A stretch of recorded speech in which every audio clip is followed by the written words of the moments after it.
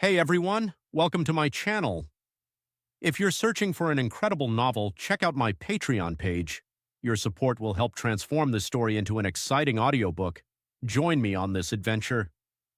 By becoming a Patreon member, you'll be helping me keep creating and bringing this content to life. Thank you for being part of the journey. Not a spider, but a dragon. Chapter 1. Chapter 1. Peter Parker's POV.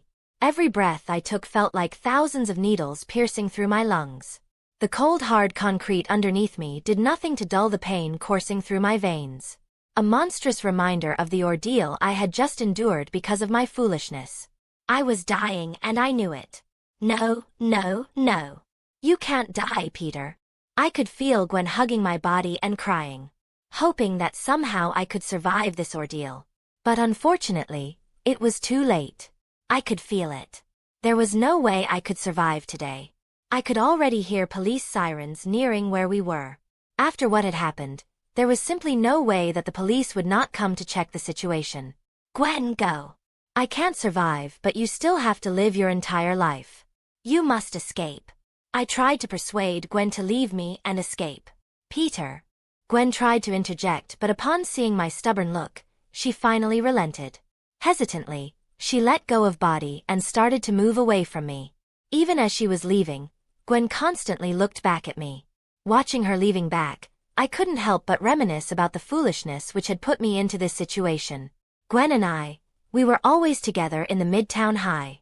She often used to protect me from bullies who always ganged up on a shy nerd like me. As the daughter of a police officer, she had inherited a strong sense of justice. As such, I was the first one to learn when Gwen gained her spider powers. When she decided to become a vigilante to fight crime, I supported her. It was me who designed her Spider-Woman suit and developed her web shooters. Whenever she came back injured after a night of patrol, it was me who provided her first aid. Yet, I often felt helpless. More than often, she came back injured and I could do nothing except provide her first aid and hear about her worries. I could still remember the day when she came back crying, broken because she could not save a person. It was at that time I felt true helplessness. Gwen was breaking under the mantle of Spider-Woman, yet I could do nothing. I wanted to share her burden. However, I had no powers. But then I saw hope. When I saw Dr. Connor's research papers, under whom I interned, I realized that maybe there was a way for me to obtain powers.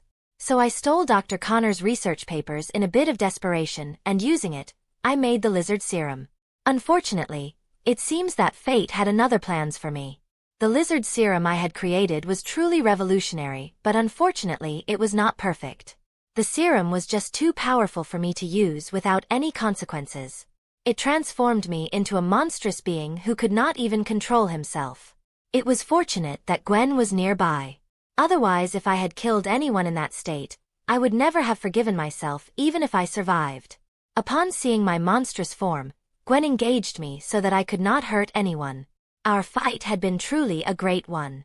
My monstrous lizard form had such strength that it could easily defeat Gwen if she was hit by even a few of my attacks.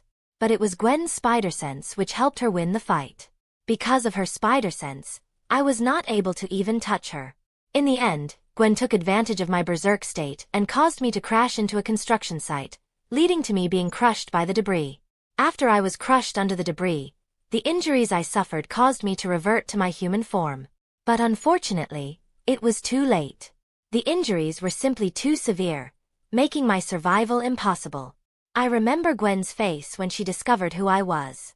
The shock, the despair. It was too much for her. I don't know if she will ever be able to overcome the guilt. I just hope that she has a good life. Prick. A sudden prickling sensation pulled me back to reality. I looked down to see an injection embedded into my side. Its contents, whatever they might be, had already been introduced into my system. Do you want to live? A voice echoes around me. Was I hallucinating? Do you want to live? The voice sounds once again as a figure suddenly materialized before me. He was wearing a web-themed black suit similar to that of my initial sketches of Gwen's suit, which Gwen had later redesigned. It was clear from his voice that he was a man. He was wearing a red clock around his suit pinned by an eye-shaped brooch. Honestly, he looked like some sort of a wizard. Don't worry about the injection. It will stabilize your condition for a few hours. He reassured me. Now I ask you again, do you want to live? He asked once again. Who doesn't want to live in this world? I replied weakly, my voice barely a whisper. I can give you another chance at life. Not only can I save your life, I can also give you such powers which will make the power of your lizard form look like that of a real lizard. The spider wizard offered me another chance at life with powers greater than I had ever imagined. What is the catch? I asked, knowing that there was nothing free this world. The chance of success of the procedure is not 100%, and it is very likely that you won't be able to initially control your newly obtained powers. You can think of this whole procedure as a sort of experiment for me. The man explained his reasoning for providing me with this chance. Why? I asked, my voice raspy. Why give me out of all people this power? I have already caused so much damage. How can I be worthy of them? Although I was not able to control myself in that lizard form, I clearly remembered what kind of monster I had become. I didn't want to become that kind of monster again. As such, I didn't think myself worthy of such powers. With great power comes great responsibility. The man quoted the very words that have been my guiding principle throughout my entire life. Something my Uncle Ben had taught me since childhood. No one knows this better than Peter Parker in this world or any other one. I was surprised by his weird answer, but before I could respond, a wave of sleepiness washed over me. As my eyes began to close, the spider wizard suddenly removed his mask. The last thing I saw before darkness engulfed my vision was a face I recognized all too well. It was my own face, the face of Peter Parker. Chapter 2. Chapter 2. Spider Supreme's POV. As I watched Peter's unconscious form, his body still adorned with lingering green scales, I could not help but be reminded of the various tragedies I saw befall upon those connected to the spider people while traversing the multiverse. A spider person's life was often filled with tragedies, but it was their loved ones who often had to endure the true burden of those tragedies. I lifted Peter gently with telekinetic magic and created a portal to African savanna. What I was about to do now was not something which could be performed in a public area of a bustling city. Upon arrival, I first administered some tranquilizers into Peter's body so that he will not feel any pain during the procedure. Then I took out the various equipment necessary for monitoring the actual procedure from my spatial bracelet. Soon, various drones were floating around Peter's body, ready to start the procedure. Although I started as a sorcerer, after hundreds of years of traveling throughout the multiverse, I was just as experienced in technology as I was in mystic arts. Activate the monitoring. Ready the preparations for the procedure. I gave a command through my tablet to the various drones floating around Peter's body. What are the results, Arya? I asked my personal AI, Arya, which was installed into the tablet. Subject's condition is very dangerous. The procedure can't be used on the subject directly. Arya gave the results dutifully. The damage to Peter's body was as I had expected. Before Peter could be subjected to the procedure, his body had to be healed and immediately. Because I could not stay here for an indefinite time. Administer the heart-shaped herb. I gave the order. As per my orders, a drone administered a purple serum into Peter's body. Heart-shaped herb, the greatest treasure of Wakanda, something only the king of Wakanda had the right to use and as such, extremely difficult to obtain. However, it was not something difficult for someone like me who could easily traverse through the vast multiverse to obtain. Actually, the heart-shaped herb was more than enough to heal Peter and even provide him superhuman strength. Yet, it was not enough to allow him to escape his fate. If I left Peter after just using the heart-shaped herb on him, it was very likely that he would die within a year. Such was the curse of those who were connected to spider people. As such, the only way to allow him to escape his fate was to change him so much that he could not even be recognized by fate. Carve the designated magic circle. I once again gave an order. This time, the special drones which I had created using magic started to move. Soon, the magic circle was completely carved by the drones. It had a sigil of a spider at its heart, a symbol of its true purpose. I channeled my magic into the magical circle, causing it to glow a beautiful rainbow color. This magic circle was a masterpiece I had created using my hundreds of years of mystic arts experience. It was able to siphon magical energy directly from the web of life. However, its true ability was to grant someone the power of a spider person temporarily. The magic circle would not only enhance Peter's chances of surviving the procedure, but if he managed to actually survive, Peter may even obtain certain aspects of a spider person. As soon as Peter's body assimilated the heart-shaped herb completely, I put his body in the center of the magic circle. The earlier I started the procedure, the greater his chances of surviving. I activated the circle, causing a symbol of a spider glowing a rainbow color to appear on Peter's chest. Inject the supplementary medicines. I gave the order, causing drones to inject the medicines I had developed after several years of research to be injected into Peter's body. It was now time for the main event. I took out a red serum which had lightning coursing through it. Looking at it, I could not help but be reminded of the events which led to the creation of this serum. I was traversing the multiverse like usual at that time, when I activated a 1 in a million chance. I actually fell into a different multiverse which worked on completely different laws. This serum was created using the genes of a dragon from that universe. This serum could very well be considered my life's work. As the serum was created using the genes of a creature from a different multiverse, it had been truly difficult to create it. It had taken me nearly 10 years to create this serum, even with the help of technology from nearly every powerful civilization of this multiverse and my own personal mystic arts knowledge. Peter had the greatest chance of surviving this serum because I had created it on the basis of lizard serum. With the remains of lizard serum still in his veins, Peter's chances of surviving were even greater. Moreover, the heart-shaped herb would also increase the success rate. With all these conditions, Peter should be able to obtain the greatest benefits. Ready the maximum monitoring.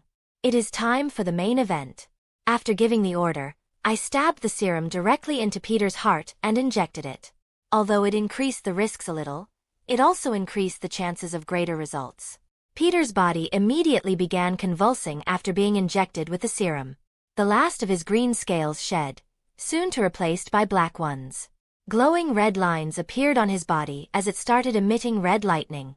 The magic circle pulsed with a rainbow light, channeling magical energy into Peter's body, helping him complete the transformation. Soon, the red lightning formed a cocoon around his body. Warning! Warning! The tablet suddenly gave a warning alarm. What could have happened? According to my calculations, the procedure till now were perfect. What is the matter, Arya? I asked, worried. There is an external presence interfering with the procedure, Arya dutifully reported. I looked throughout the data I was receiving from the drones to see what was the actual matter. But when I saw what was the problem, I could not believe my eyes. I saw something I never found during my entire journey throughout the multiverse in any Peter Parker. An X gene, I said in amazement. During my travels across thousands of worlds, I had only once found a mutant Peter Parker, and his mutant powers were basically just his Spider-Man powers with a little variation. But this Peter's X gene could not have the powers of a spider person, as there was already a spider person in this world. According to the information being transmitted from the drones, the X gene was being affected by the serum and had awakened in response to it. Warning! Warning! The drones once again transmitted a warning, but this time, to my shock, it was of the highest nature. I looked at the data to see what had happened. However, to my surprise, the drones could not understand what was actually happening. At this moment, there was nothing I could do. The procedure was now at its peak stage and couldn't be stopped. The only thing I could do was wait and hope that Peter would survive.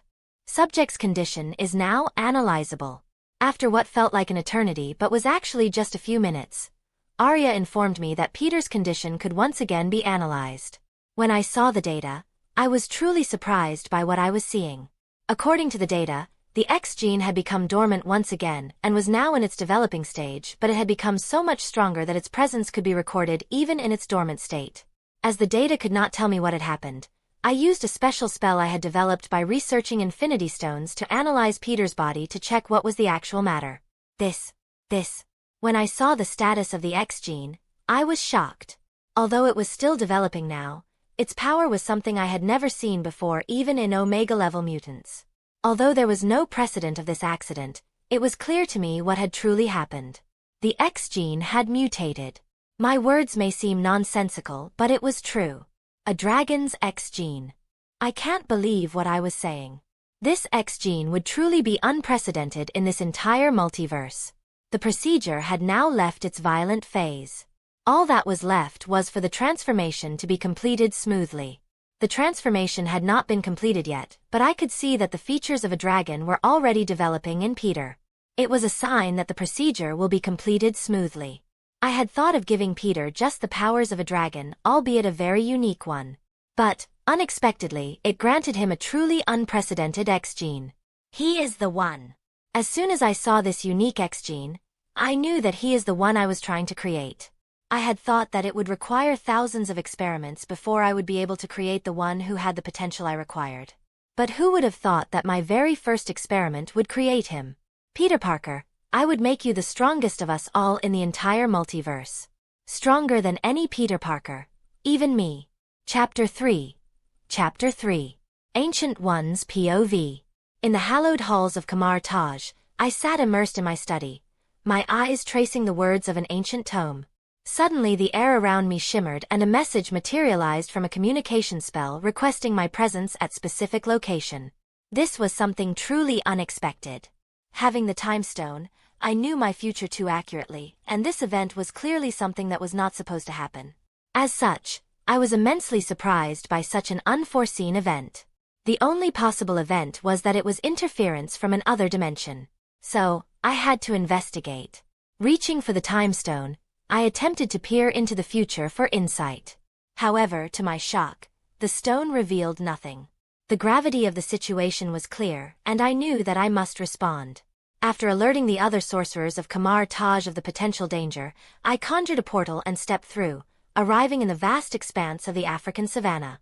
Before me, an isolation barrier shimmered in the faint starlight. With the sense of trepidation, I crossed the barrier. To my surprise, I found a spider person inside wearing a sorcerer's garb.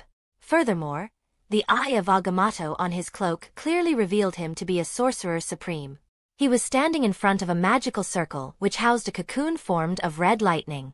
The magical circle glowed a rainbow color, creating a symbol of a spider on the cocoon, constantly channeling magical energy into it. The importance of spider people who bound the multiverse was a secret known only to the Sorcerer Supreme. However, the Sorcerer Supreme was bound by strict rules to help a spider person only when he contacted them first. The sorcerers were not allowed to contact a spider person on their own. As such, it was very rare for a spider person to become a Sorcerer Supreme in any universe. However, I did not know why a Spider-Man who was even a Sorcerer Supreme had come to this world and contacted me. But one thing was clear from the magic circle in front of my eyes. This spider person was clearly interfering into this world's fate and doing something which should never have taken place. Interfering into another world's fate could cause damage to the world, which was only lesser to the damage caused by the breaking of an absolute point in time. How dare you interfere in this world's fate? As a Sorcerer Supreme, you should know what will be its consequences. I shouted angrily at the Spider Sorcerer for doing such an immoral thing. Before you start judging me, examine the situation clearly to see if there are any dimensional distortions. The Spider Sorcerer asked calmly. How can there be none? When I used a scan to check, I was stunned to find that the world was as stable as ever. Don't worry.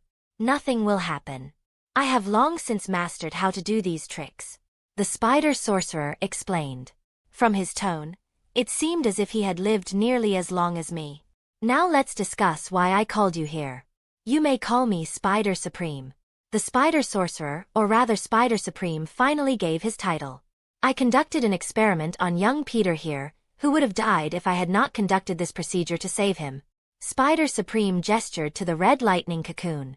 This procedure involved granting him the powers of a certain being, and you can see the results. Indeed, I could feel the massive amount of magic coursing through the cocoon.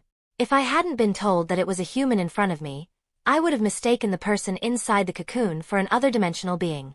After Peter awakens, he would not only need help in controlling his newfound powers, but he also would require proper guidance to nurture his magical potential. I want you to take him in as your student. Teach him all you can. Spider Supreme asked me to guide Peter and teach him all I could regarding magic. It was not a bad proposal. Besides, having such a powerful person in Kamar-Taj would only be beneficial to us. As I contemplated his request, Spider Supreme asked another one. Furthermore, reach out to the martial artists of Talo. Peter must also learn their mystical martial arts. Make him the strongest you can. Asking the people of Talo to take a student was not impossible, although a little difficult. But first, I wanted to know something. Why do you want to make him so strong? I asked curiously. His request to make Peter the strongest we can seem to be quite suspicious. As such, it was necessary for me to know his motives. That is not something you need to know. I just need Peter to do me some favors once he is strong enough. Spider Supreme replied coldly, clearly not wanting to reveal his motives. Before we could continue our conversation, a call came on Spider Supreme's wristwatch. Hello, dear. Spider Supreme responded to the call in such a sweet tone as if his cold and powerful persona from before was nothing. A cold, female voice sounded from the device. It has not even been a few days since our marriage, and you have already started gallivanting the multiverse again, my dear husband. Hearing his wife's voice, Spider Supreme became flustered and spoke in a bid to calm her anger. Morgan, dear. Don't get angry. I have my reasons. I am coming back in a few minutes.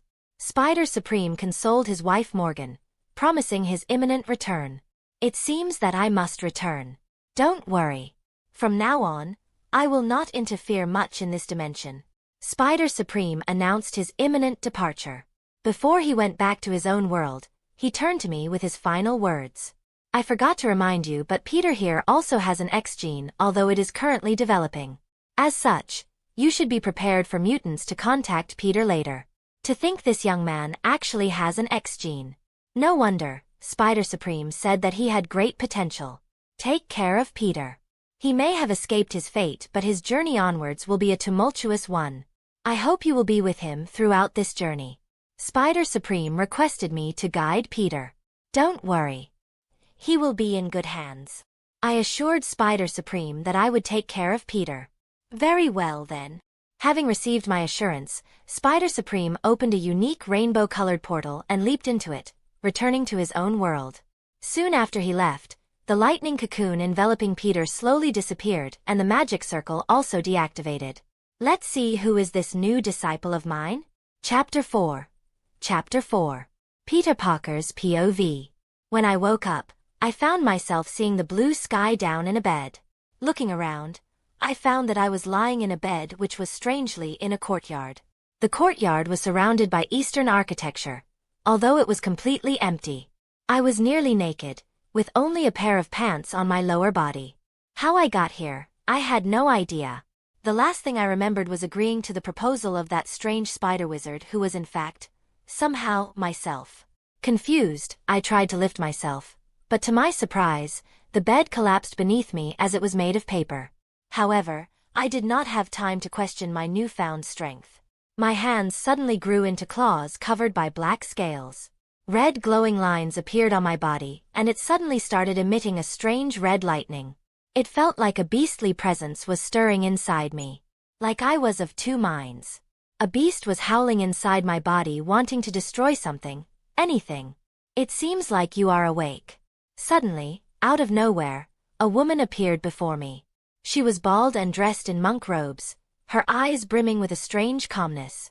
Don't come near me. I can't control myself. I warned the woman. My instincts were screaming at me to attack her, but somehow I was restraining myself. Don't worry, attack. You wouldn't be able to harm me. She asked me to attack, assuring me that I could not harm her. Despite the chaos within me, something told me that she was right. As soon as she said that, it felt like the chains binding the beast inside me were broken. I raised my right hand, releasing a red bolt of lightning towards her. I, myself, was surprised by my own power, but something told me that the beam was not going to hit. And as expected, she created a shield of light, effortlessly stopping the attack without even a flinch.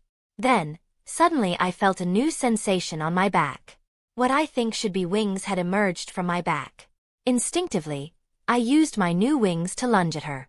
However, my claws only slammed down on the concrete ground, creating a crater. The woman had somehow vanished, reappearing at another end of the courtyard.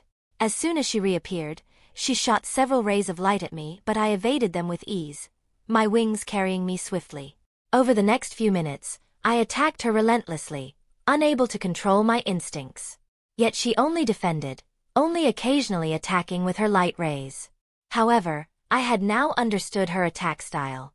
As soon as she vanished, I released another streak of lightning towards her where I somehow instinctively knew she would reappear. As soon as she reappeared, the woman hurriedly created a light shield to protect herself. While she protected herself from the lightning, I dashed at her using my wings. My claws slammed on the shield, breaking it. However, the woman released a shockwave, stopping me in my tracks and fortunately stopping me from further attacking her. Unexpectedly, I could see a slight smile on her face. "I believe it is more than enough for today," the woman suddenly said out of nowhere. As soon as the woman said these words, I sensed impending danger and dodged sideways instinctively. Beams of light more potent than anything the woman had launched before seared the spot I had just left. That woman, was she trying to kill me? "Don't worry. The spell would have only knocked you out," the woman reassured me as if the beams of light she had launched at me just a moment ago were no big deal. "I believe that you are now ready for the next phase," the woman said. Before I could comprehend her words, the woman created a light circle using her hands and suddenly a large boulder was flying towards me. However, for some reason, I felt no fear. I launched myself at the boulder using my wings, my own strength amplifying the momentum and shattered it into dust easily. Afterwards, the woman continued attacking me with obviously magical means. She conjured several fireballs in thin air and launched them at me. Surprisingly, I didn't feel even the slightest bit of danger from them. Still, I tried to dodge them using whatever control I had left over my body. Despite my best efforts to dodge, I was still hit by a few fireballs. But, to my surprise, I didn't even feel the heat from the fireballs, much less was burnt. Afterwards, the woman launched a large variety of elemental attacks at me. From freezing blizzards and small tornadoes to thunderbolts, the woman launched nearly every possible natural disaster at me. And it was even more surprising that I either dodged those attacks or weathered through them as if they were nothing. "This is going nowhere," the woman muttered after seeing the results of her attacks. Then, she created another circle of light through her hands. Several ghostly armored warriors appeared around the woman as she created the light circle. Then, on her orders, these warriors lunged at me. The warriors' attacks were not anything special, but as I didn't have any prior fighting experience, I had difficulty dealing with their attacks. As such, I was hit by a few of their sword attacks, but for some reason, they didn't have any effect on this new body of mine. So, it didn't take much time for me to dispatch these ghost warriors. Seeing that the warriors were even less useful against me, the woman once again switched to elemental attacks. As I fought the woman, my mind gradually became one with my body, and eventually I started regaining control over it. But upon seeing this, the woman not only didn't slow down her attacks but instead of the other hand, increased their frequency. It was only when I gained complete control over my body that the woman stopped her attacks. Interesting. I thought you would take more than a few hours to regain control. However, you managed to control yourself within only 2 hours. The woman congratulated me for controlling myself so quickly. "Who are you?" I asked, curious about this woman who was able to hold out against this new monstrously powerful body of mine. "I am Ancient One, the leader of the sorcerers of the Kamar-Taj." The woman introduced herself surprisingly as the leader of a society of sorcerers. I would have that she was joking with me if I had not seen those various magical attacks of her, and met that spider wizard who was probably me. "The person who healed you and gave you these powers has entrusted you into my care, so that you can learn how to control your newfound powers. Moreover, the procedure has given you great magic potential. Therefore, you will learn magic from us." Ancient One explained why I was here with her. From her words, it was clear that I will be in her care from now on. With a wave of her hand, she opened what looked to be a portal to another courtyard, similar to the one we had just destroyed. It was filled with several robe-clad individuals practicing their magic relentlessly. "Come, I believe it is time for you to take your steps into this new world." Chapter 5. Chapter 5. As I stepped through the portal, I could feel the eyes of the magic practitioners on me, their gazes heavy and curious. It wasn't surprising given how I looked with horns on my head, the claws where my hands should be and wings sprouting from my back. It was as though I were a creature from a different world. Would I have to live like this my entire life? I asked Ancient One as I became conscious of the gazes on me. I believe you should be able to revert to a normal human body given that you only took this form after you woke up. Feel your power, try to guide it. Ancient One guided me with a calm and composed demeanor. Closing my eyes, I tried to focus, taking deep breaths as I centered my thoughts on my powers. Gradually, I could feel my body shifting, changing until I opened my eyes to find myself in a human form. Yet this human form was different, unfamiliar. It was lean and muscular, much different from my previous body. Moreover, I could still feel the beast within me. My instincts were still sharp and barely within my control. I felt like I could call upon my powers in an instant. Suddenly, I felt embarrassed as I realized that I was nearly naked. The fight had nearly destroyed the only article of clothing on my body. Now that I think of it, how did these pants survive such a ferocious battle? Suddenly, my eyes fell on some glowing letters written on the pants. Were these pants enhanced with magic? Feeling the gazes of various magic practitioners on me, I could not help but feel embarrassed. Seeing my discomfort, the Ancient One led me to a room in a nearby building. You go and clean yourself up. Once you are properly freshened up, I will let you have a call with your guardians. Ancient One told me what I should do. As soon as I heard about my guardians, I felt like I had once again entered that near-death state. How could I forget about Uncle Ben and Aunt May? So much had happened so suddenly that I had no time to think about them. I was dying, then suddenly another me appeared before me and said that he would save me. And then when I woke up, I once again entered a monster-like form. Now that everything had calmed down for me, I could think about other matters. How many days has it been since I was here? I hurriedly asked Ancient One. I believe you are worried about how your guardians will react to your disappearance. For your information, it has only been 4 days, so don't worry too much. Ancient One informed me in her usual calm tone. 4 days. Hearing this, anxiety gripped me. Although it was only 4 days instead of weeks, I was still worried deeply about Uncle Ben and Aunt May. They must be worried sick due to my sudden disappearance, trying all means to somehow find me, and what would Gwen be thinking? She was there when I was almost dead. What would she think when she finds that my body was not found? She could not even tell anyone what had actually happened. With these thoughts in my mind, I went to clean up. However, as soon as my eyes looked at the mirror, of my thoughts vanished. Because the face looking back at me could not be the face of Peter Parker. Instead of brown hair, I now had silvery white hair. What was more important were my eyes. Where my once brown eyes were, there were red eyes, slitted like that of a beast. Moreover, my features were much sharper than before. Combined with my muscular body, I looked more like a superstar than a nerdy kid from the Queens. Although, my slitted eyes give me quite a wild look. Looking at my appearance, I was once again reminded of how much I had changed. What would Aunt May and Uncle Ben feel when they see me like this? Would they even recognize me? Fortunately, my voice was still quite similar to my previous one. Otherwise, with so much changes, I think I would have had an identity crisis. Shaking off my worries for the moment, I went to clean up. For some reason, everything was automatic here.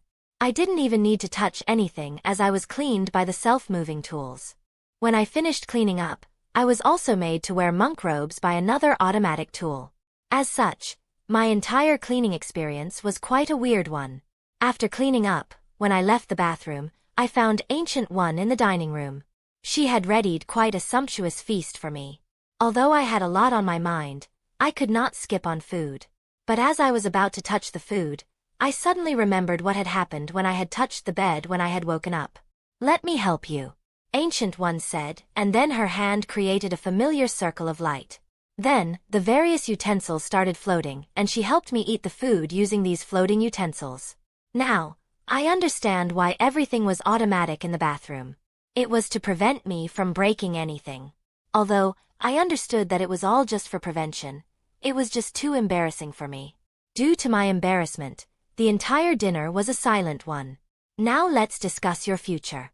Ancient One began to discuss my future after I had finished eating. Let me first explain to you what kind of group we are. Ancient One started explaining what were the sorcerers and what was their purpose. The Kamar-Taj is a hidden society whose entire purpose is to protect Earth from dimensional threats. As such, we do not interfere with the outside world. Even most of our members come to join us. Not many of them are actually recruited by ourselves. Ancient One explained. So you can understand that your presence in Kamar-Taj is a peculiar one.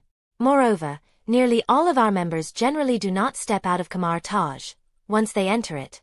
As soon as Ancient One explained the general procedure for the sorcerers of Kamar-Taj, I became fearful about my existence here. Does that mean that I would have to live my entire life here? I questioned, fearful for my future. If I could not leave Kamar-Taj, it would mean that I would never be able to meet Aunt May, Uncle Ben, and all of my friends. Don't worry.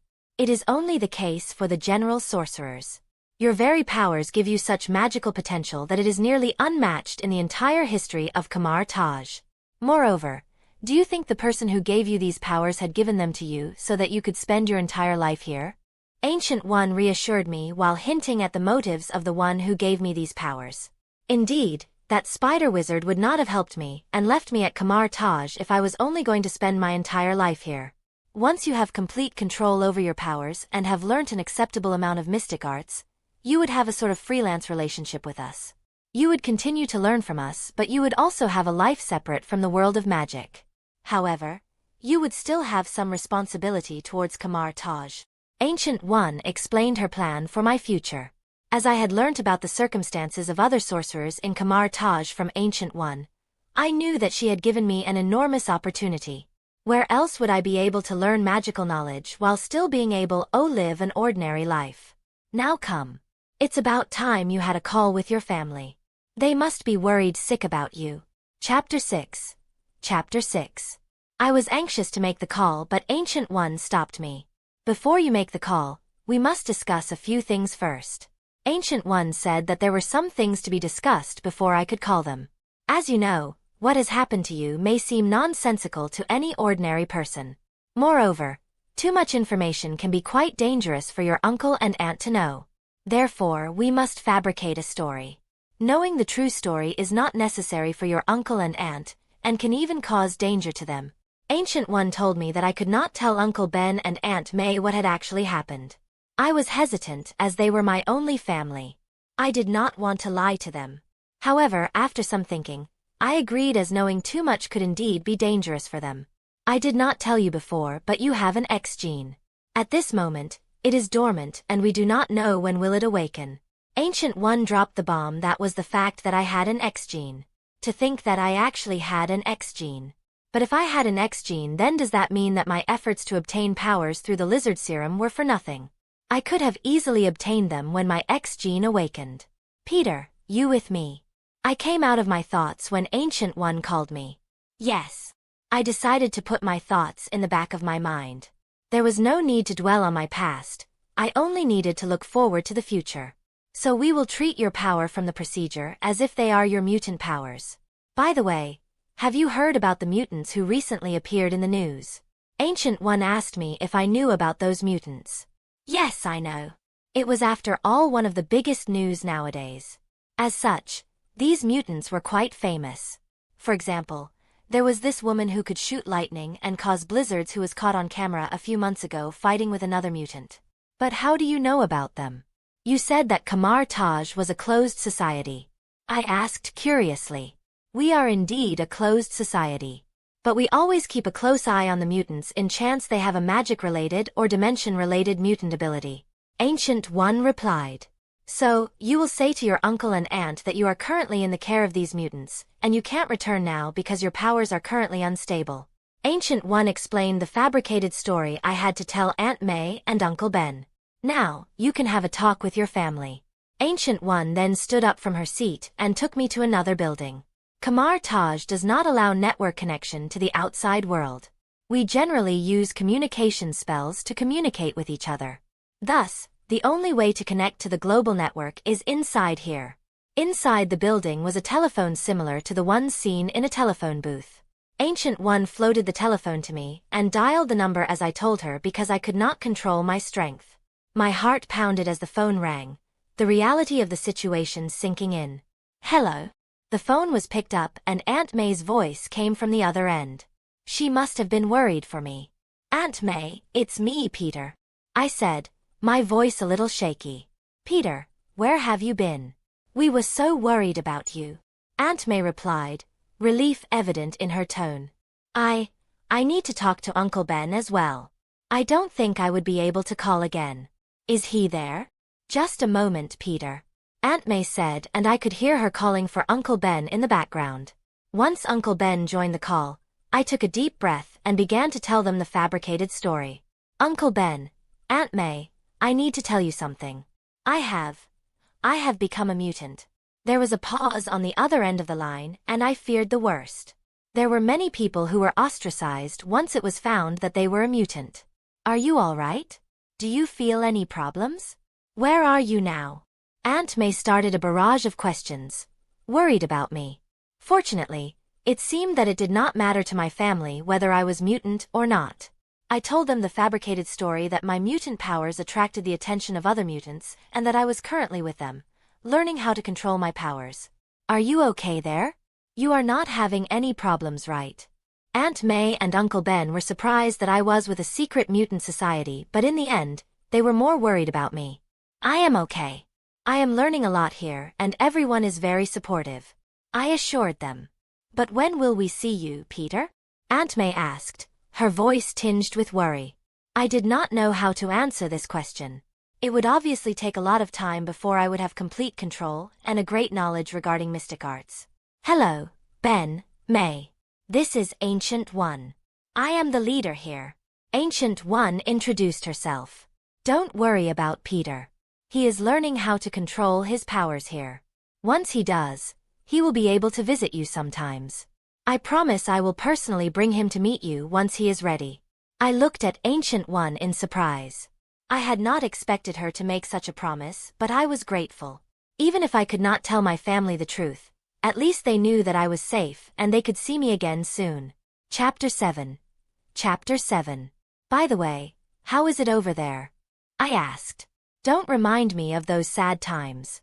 As soon as it was found that you disappeared, Captain Stacy had launched a search team for you. By the way, why did you never tell us that you were bullied so much? Uncle Ben asked with a judgmental tone. Fuck. I cursed mentally as I realized that Uncle Ben and Aunt May now knew how much I was bullied. I always tried to downplay how much I was bullied whenever I was asked about it. Besides, because of relentless efforts from Harry, Gwen, and MJ, the bullying had gone way down before this whole debacle began. Although I am angry at you for not telling us about that matter, I will let it go for the time being. But we will have a talk when you return, all right? Uncle Ben said with the tone he used at me whenever I did anything wrong. But how did you learn about this? It was not easy for them to learn about this matter unless they were specifically searching about it in the school. It was because of Captain Stacy. When he didn't find anything, he decided to take advice from your friends and they pointed him at your bullies. From what I have heard, Captain Stacy had taken them to the police station that very night and grilled them for every detail. Captain Stacy was so angry when he learnt about the bullying that he would have put those bullies into jail if they were not minors. Looks like I would have to thank Captain Stacy next time I meet him. After all, it was about time those bastards got their just desserts. Well, now you can tell everyone that I am all right. At last, everyone will be able to take a sigh of relief upon knowing I am safe. Especially Gwen. Who knows what would she be feeling now? But what would we tell everyone? We can't just tell them that you are a mutant. Uncle Ben asked me. This was indeed a dilemma. As the story was fabricated hastily, we didn't have time to think about this topic. I have an idea. Aunt May said from the other side of the call. We can tell everyone that you had a medical emergency and a good Samaritan helped you. You were not able to contact anyone till now because you were unconscious. However, you will not be able to return because your health is still not okay. This plan is great, Aunt May. Although it is not perfect, I believe that it can work. It is good that we had a good cover story. But in the end, I ended with not one but two cover stories which just didn't fit right with me. I talked with them for quite some time but eventually time came for us to end the call. Uncle Ben and Aunt May reluctantly ended the call but not before telling me to take care of myself. Glancing out the window, I noted that the darkening sky had stealthily turned into night while we were talking. Ancient One took me to the previous building to have a dinner. Having had a sumptuous feast earlier, I opted for a light meal. After dinner, Ancient One took me to a building that was to be my sleeping quarters. Put this belt on before you go to bed. This will restrain your strength. Although you will easily be able to break free from the restraint, you don't want to break another bed, do you? Ancient One gave me an enchanted belt which would restrain my strength, so that I would not break another bed. I knew that the belt will stop me from having any further accidents, but I was reluctant to wear one. It somehow felt like I had to wear a diaper despite being an adult. As I lay in my bed, sleep eluded me. My mind was a whirlwind of thoughts, recollections of the day's events replaying in a loop. I recalled how I suddenly became berserk as soon as I woke up. Thankfully, Ancient One was there. Otherwise, I did not know what would have happened. Even then, it took me near an hour to finally control myself. And given Ancient One's expression at that time, she had thought that it would take much longer. I knew that even now, I was barely controlling myself. The beast within me was only asleep lightly, ready to awaken at the slightest provocation. I did not know when I would be able to tame that beast, but I knew that I had to do it. Otherwise, I would never be able to return to my normal life. With such thoughts in my mind, I gradually fell asleep. Could see a huge white dragon, its scales gleaming with a metallic luster. The sight was awe-inspiring. The dragon was mountainous in size, standing on its hind legs. When it flew in the sky, the other dragons flying felt small both in the matter of size and the matter of sheer presence. It was like a godlike being for the other dragons. Yet, it was a carefree creature, never interfering generally in the matters of the humans. One day, the white dragon felt that the planet would soon not be able to sustain its very existence. It saw its dragon kin leaving the planet to a different world through a portal.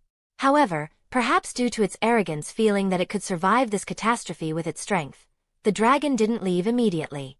And that was its greatest folly.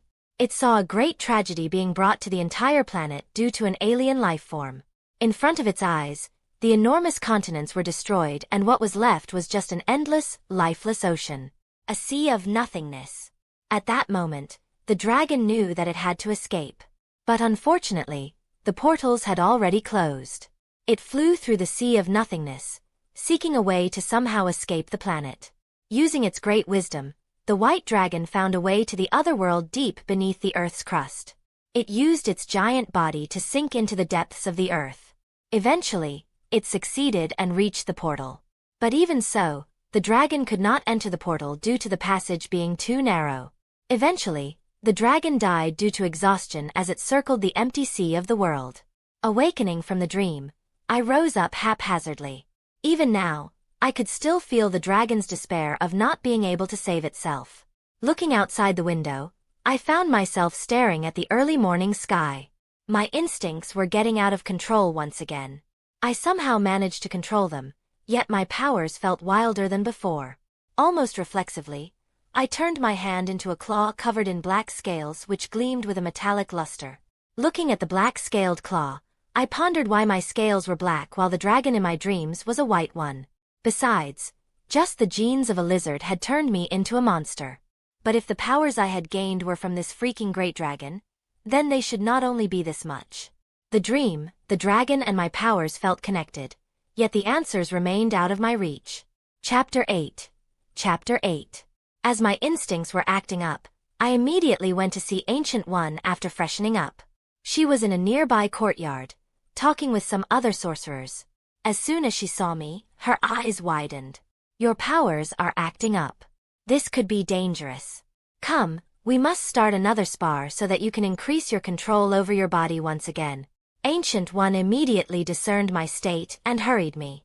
Ancient One, may I have a few moments? We were about to depart when suddenly, a dark-skinned man interrupted our plans. Yes, you may, Master Mordo. So the man's name was Mordo, and he was a master at Kamar-Taj. Ancient One, you are the Sorcerer Supreme of Kamar-Taj. As such, you have great responsibilities. Master Mordo spoke of Ancient One's duties. I understand that this new apprentice has great potential. However, I believe that any master at Kamar-Taj is enough to train him. So, I believe you should relegate his training to a master. I myself would be more than glad to do this task. Master Mordo politely implied that Ancient One has greater duties than training me. Upon hearing this, Ancient One didn't get angry that someone was challenging her position as the leader of Kamar-Taj. Instead, she just slightly smiled. It is my fault that I had forgotten to talk to you about Peter's true powers. Master Mordo, why don't you spar with Peter today instead of me? Then, you will understand why it is necessary for me to train Peter. Ancient One invited Master Mordo to spar with me. It would be my pleasure, Ancient One. Master Mordo said, bowing to Ancient One. Do you have any objections, Peter? Ancient One asked my opinion. No, it's fine. I am fine as long as I get trained. I did not have any objections in the first place. Although I only knew Ancient One, I would be happy to be taught by anyone. I was more than grateful to the sorcerers of Kamar-Taj that they were training me and helping me control my powers. Ancient One opened a portal after the whole arrangement was confirmed. Entering it, I found a courtyard similar to the one before we had entered the portal. The only exception was that there were no people here. This is the mirror dimension. Here, we can train without the fear of damaging anything or injuring anyone. Ancient One explained this new strange world to me. I and Master Mordo took our positions in the courtyard, ready to start the spar. Start. Ancient One's voice echoed in the empty courtyard. As soon as I heard Ancient One, I stopped holding my instincts. In a way, it felt like the beast within me was unleashed. Yesterday, the transformation had happened suddenly, and I had no time to observe it properly. However, now I could feel how my body was transforming. My hands became claws and my skin was covered in black scales at various places. 2 horns appeared on my head and a pair of wings unfurled from my back. Several red lines appeared on my body, glowing brighter than yesterday. My entire body felt like it was surging with power. Red lightning was also emitting slightly from my body. Master Mordo was obviously surprised by my transformation. It seems that he was not in the courtyard when I had appeared there yesterday. I started the battle by shooting a bolt of red lightning at Master Mordo. The red lightning indeed seemed to be stronger than yesterday. Master Mordo's boots started glowing and suddenly he dodged the lightning bolt by leaping into the air. Upon seeing my surprise, Master Mordo took advantage of it and summoned a staff which glowed with magical energy and then elongated. He rushed at me while walking on the air. I could easily counter him by releasing another bolt or even use my superior strength to overwhelm him. However, I instinctively used a move I had not used yesterday. I discharged a wave of red lightning from my body, engulfing my surroundings. Master Mordo, surprised by this move of mine, hastily created a magic shield. Furthermore, a ring on his hand glowed and another shield appeared behind the hastily created shield. However, the shields were unable to withstand the lightning discharge and Master Mordo was propelled backwards, somewhat shocked by the lightning. Seeing Mordo momentarily incapacitated, I launched another series of bolts at him. But Master Mordo was ready this time, deftly dodging the barrage of attacks. Seeing that I would not be able to attack him by just launching bolts, I started to attack seriously. I used my wings to dart towards Mordo while simultaneously launching lightning bolts. Mordo dodged the lightning bolts but was caught off guard by my speed and agility as his boots could not surpass my wings. As I came near Mordo, I instinctively used another move I had not used before. I swung at Mordo using my claws, this time covered with red lightning. However, Mordo was more prepared than before this time, and therefore conjured a more stable shield along with a shield from his ring. However, my claw easily broke through the magical shields as if they were paper. As I saw Mordo's look of terror, I tried to halt my attack. However, it was already too late as I could not stop the momentum. Suddenly, Mordo vanished before my eyes. Seeing this, I released a sigh of relief. I had almost thought that Mordo could not teleport like Ancient One. This is enough. The spar is over. Ancient One's voice rang out. Looking over, I could see Master Mordo at the side of Ancient One looking ashamed. Could it be that Master Mordo really couldn't teleport like Ancient One? Chapter 9. Chapter 9. Now do you understand, Master Mordo? Why only I can train Peter? Ancient One calmly explained to Master Mordo why only she was able to train me. Peter not only has an immense magic potential but as you can see, also great powers he can't properly control. As such only I can train him properly. Just because you are a master now, it doesn't mean that you know everything. If you had not underestimated Peter, you would have lasted longer against him. Ancient One chastised Master Mordo for not taking me seriously. Master Mordo calmly listened to Ancient One's admonishment, knowing he was in the wrong. Go and reflect on your actions during the fight. It will help you learn more. Hearing Ancient One's command, Master Mordo bowed his head in respect and opened a portal in return to Kamar-Taj. Ancient One then turned her attention to me. Forgive Mordo, he has been learning in Kamar-Taj since he was a child. Thus, his thoughts are set in stone regarding the duties one must perform in Kamar-Taj. As such, he can't help but be a little traditional. Ancient One explained Master Mordo's past to me and the reason for his obstination. It is nothing. Moreover, I also learned quite much from him. I brushed off Master Mordo's behavior as it was nothing much. I had faced much worse from my bullies.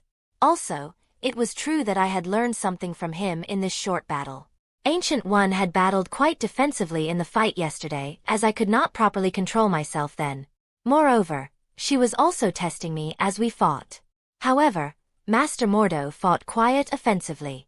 I even got to use new moves such as lightning discharge and the lightning-infused attack.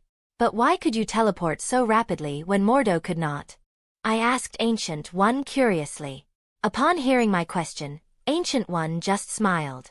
She conjured several magical circles and pasted them to various corners of the courtyard. Some magical circles were even in the sky. Then the circles turned invisible. I could warp so rapidly because I had already stuck various warp circles in the surroundings.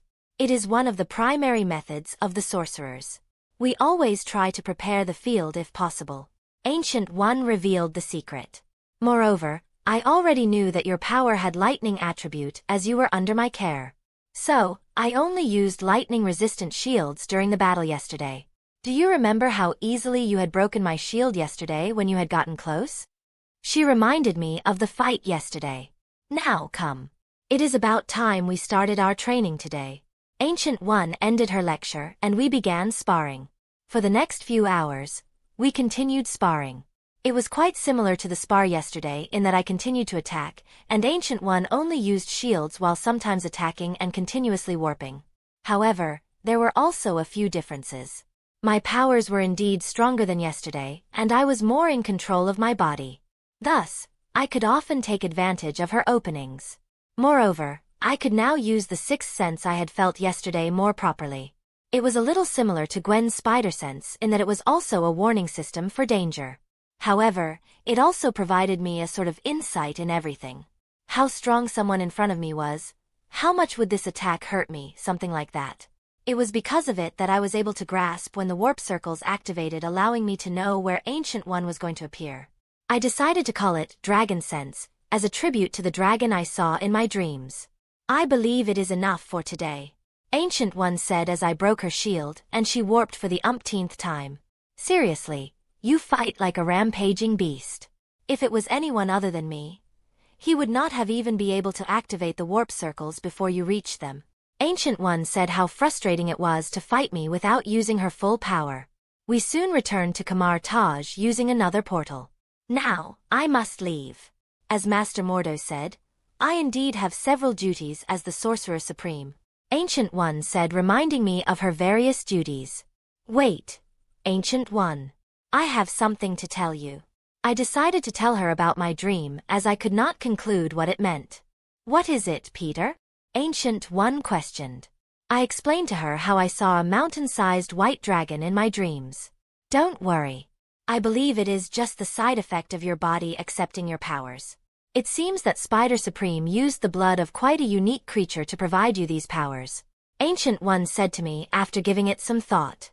So, the Spider Supreme indeed used a procedure similar to the lizard serum to give me these powers. In this case, I obtained the powers of a dragon instead of a lizard. Although I still had some doubts, there was no reason to mull over this topic when I would likely not find any answers. Apprentice Tenzin, Ancient One called a young apprentice who was practicing nearby.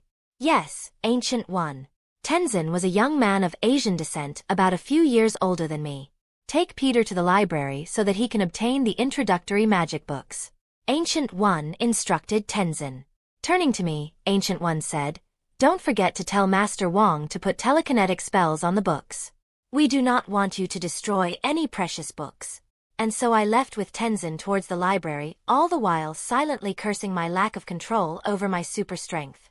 Honestly, it made me feel like I was treated as a baby who would break anything. Chapter 10. Chapter 10. Greetings, Master Wang.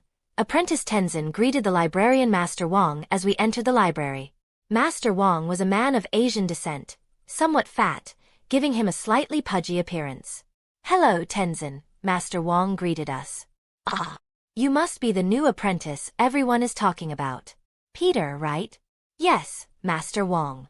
I would need the introductory magic books. I asked Master Wang for the books. Hearing this, Master Wang simply created a small magic portal and took out the books I had asked. Master Wang, could you please put a telekinetic spell on the books? I asked embarrassingly. Upon hearing this request, Master Wang simply laughed. I believe that the last time an apprentice required a telekinetic spell for reading books was about 1,000 years ago. Hearing his comment, my ears turned red because I felt ashamed. Don't be embarrassed. This is just a reminder of your great potential, Master Wang sternly said, seeing that I was feeling ashamed because of my lack of control. Then, he took out a bracelet. Magic circles appeared on his hands and a green glow then covered both the books and the bracelet. I have put the telekinetic spell on the books and linked them to the bracelet. With the help of the bracelet, you can easily read the books without touching them. Master Wang instructed me. Testing the bracelet, I put it on my right hand. Indeed, using the bracelet, I could easily lift a book and even turn its pages easily. Having obtained the necessary books, I decided to return to my lodging. However, Master Wang's voice echoed behind me. Apprentice Peter, I understand that you are new to this world. A new place with new powers. Even I was once like you. However, Ancient One has great hopes for you. These powers you have come with great responsibility. I hope you will fulfill them. Hearing this, I did not know how to respond.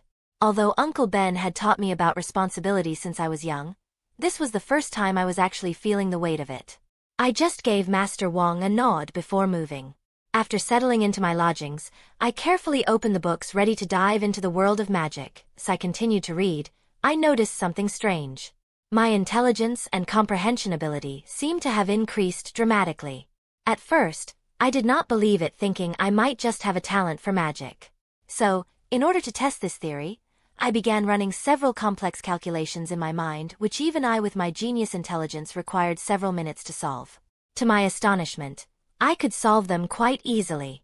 What calculations once required minutes, I could now solve them in a few seconds.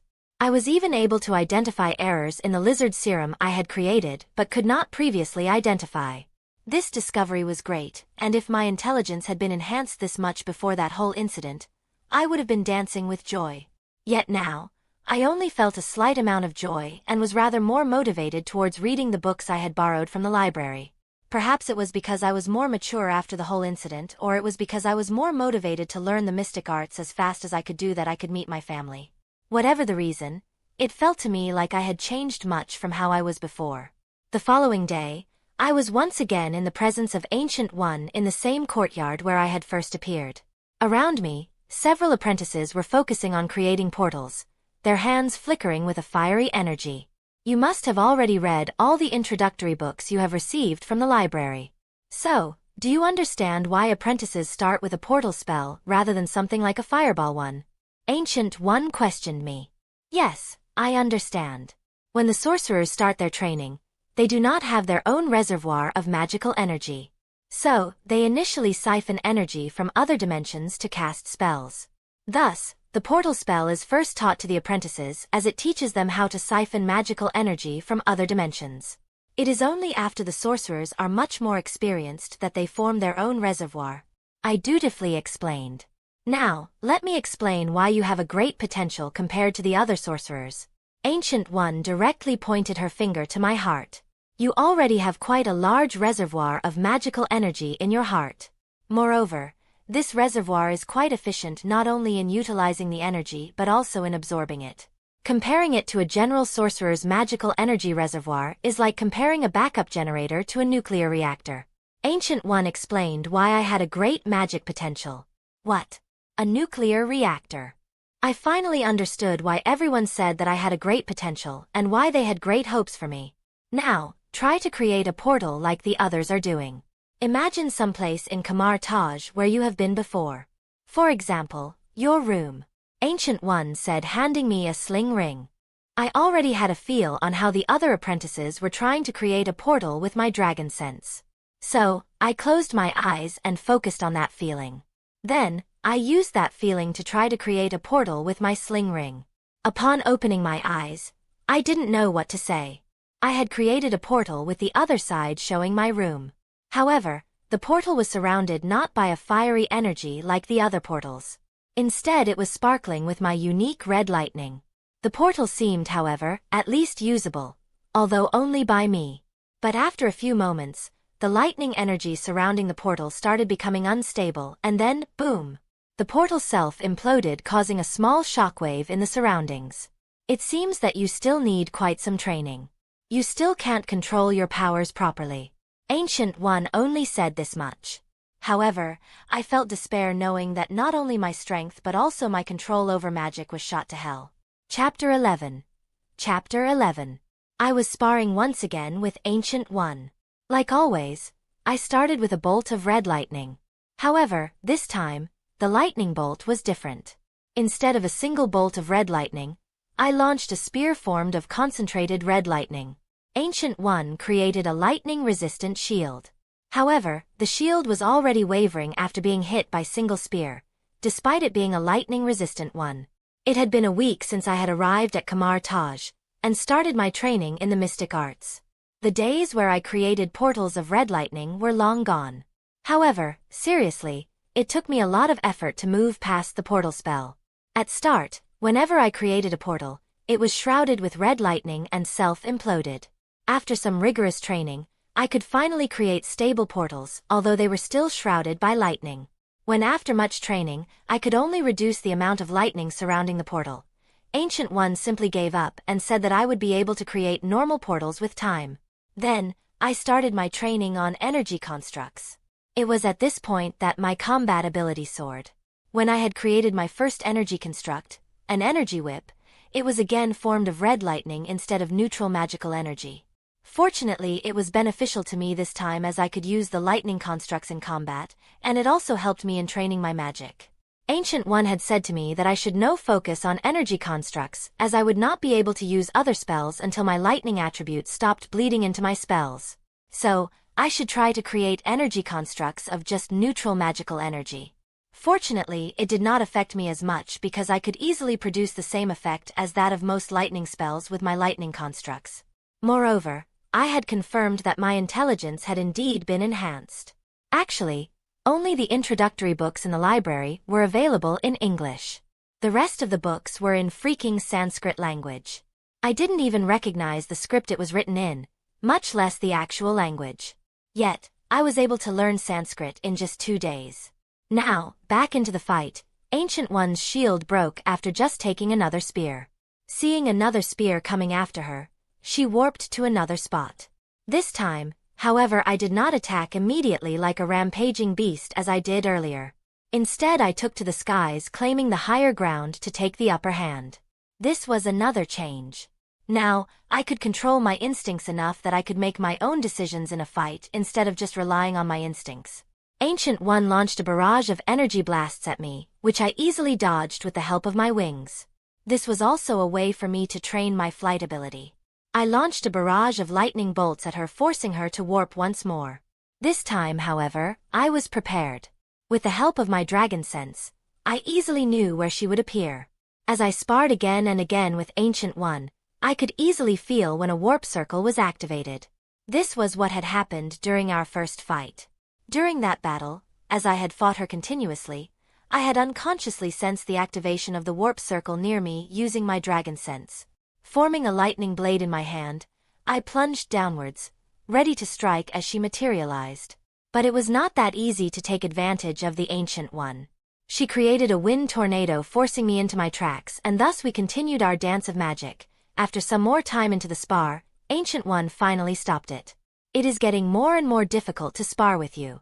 You attack like a relentless beast, A truly unfair opponent for any sorcerer. Ancient One admitted with a look of exhaustion on her face. To stop you, I would have to use more lethal spells which I can't use because we are just sparring. Ancient One reminded me to not get arrogant. Moreover, we sorcerers are not at our full strength unless we fight using the mirror dimension which I can't use because you have not advanced to that point. Ancient One explained that a sorcerer's greatest strength was the mirror dimension. Ancient One didn't, in fact, have to explain since I had fought her once at her full power. She had used her full power at me in that battle, so that I did not get arrogant after suddenly gaining such tremendous powers. I still get shivers whenever I remember that battle. Ancient One had distorted the mirror dimension so much that I could not even get near her, much less attack her. All the while, she was raining lethal spells at me as if they were nothing. I believe that your training is now reaching a bottleneck. You still can't stop your lightning attribute from bleeding into your magic spells. Also, you have not achieved any matter of control over your tremendous strength. Ancient One said to me, and I fully agreed with her on this point. I knew that I would not be able to advance any further until I achieved some proper control over my body. However, I didn't even know where to start from in order to move on this path. I think that we must start with the basics. Which in your case, I believe, is your lack of control over your strength. However, you will not be able to train it on Kamar-Taj. As such, I have reached out to another hidden society which will teach you how to control your strength. Ancient One suddenly dropped the bomb that I would have to go to another hidden society. Would I be able to maintain contact with Uncle Ben and Aunt May there? I questioned as I had only been able to survive this whole new world with a whole new me because I could always rely on Uncle Ben and Aunt May. They were always a call away, ready to listen to all of my problems no matter what they were. No, they are a completely closed community. Ancient One said, completely thrashing my hopes. However, before going there, I believe I can give you a little reward for all your efforts here. I will take you to meet your uncle and aunt tomorrow. Ancient One said, raising my hopes. Seriously. Thank you, Ancient One. I was so happy that I wanted to hug her. But, unfortunately I couldn't, remembering my lack of control. However, you will not be meeting them at your home. I can only allow you to meet them at the New York Santorum. Now, go and tell them the good news. Although I could not meet them at my home, it did not dash my hopes in the least. At last I would be able to finally meet them. Chapter 12. Chapter 12. Aunt May's POV. I was engaged in some of my daily household chores when the phone rang. As I answered the call, my nephew Peter's voice rang. Aunt May, it's me, Peter. How are you doing? I am doing fine as always. It is you I am worried about, Peter. My face lit up like a Christmas tree as soon as I heard Peter's voice. After all, it had already been 10 days since I had seen Peter's face. I had been truly terrified when Peter had suddenly disappeared. I had raised him since his childhood. As such, he was like a son to me. I had been truly relieved when Peter's call had first arrived following his disappearance. However, I was worried when I would get the chance to see him again. Aunt May, I have some really good news to share. Peter said, joy easily perceivable in his voice. Ancient One has finally allowed me to meet with all of you. Peter said the good news to me. Really, that is great news, Peter. Upon hearing the news, my joy was palpable. So, when are you arriving, Peter? I would make all of your favorite dishes. I asked as this was a great occasion. Aunt May, I am not actually coming to the home, Peter said hesitantly. Ancient One said that my powers are still unstable. As such, it is not possible for me to come home. Peter sadly explained his circumstances. So, you and Uncle Ben would have to come to meet with me at a special location where my powers can't harm you because of sufficient security. Peter told me that we would have to meet him at a special location. It's okay, Peter. I understand. My joy was reduced quite a bit when I heard the whole matter, but I knew that a mutant's power could be quite unstable. I would tell you everything once we meet, Aunt May. So don't worry. Peter promised to tell me everything he had been hiding till now. I didn't even know what were his mutant powers. Peter had not even told me the name of the secret society he was in or what were its motives. As such, it was easy for both me and Ben to be suspicious about all these circumstances. The only relief was that Peter seemed to be happy whenever he talked with us. So, at least he was happy wherever he was. Aunt May, could you also bring Gwen? Peter requested. Don't worry, Peter. I will bring her with us. She is quite lonely without you these days. I told Peter regarding Gwen's circumstances these days before he ended the call. After all, since Peter had disappeared, it felt like she had lost all of her cheery attitude. At least, it was a little better after she learnt that Peter was okay, but she was still quite gloomy. Peter and Gwen were always quite close from ever since they had met. It is said that opposites attract. It was true in the case of Peter and Gwen. Peter was a shy and nerdy boy while Gwen was a vivacious and outspoken girl. Gwen had quite a challenging childhood.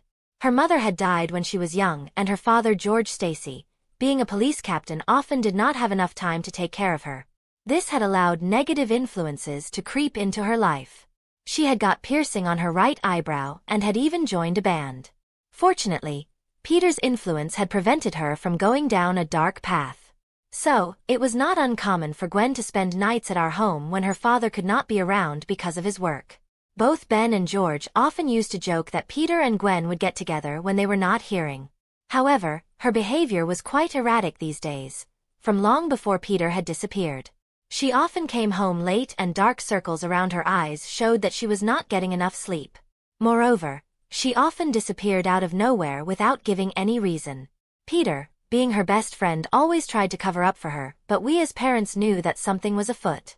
We were about to confront them regarding this matter when this whole debacle happened. When my husband Ben came home, I eagerly shared the good news. That's great, May. But Ben was also happy, but he seemed hesitant to say something. But what? Ben? I asked curiously. It was such a great occasion. What could be wrong? It is just that I can't help but be a little suspicious.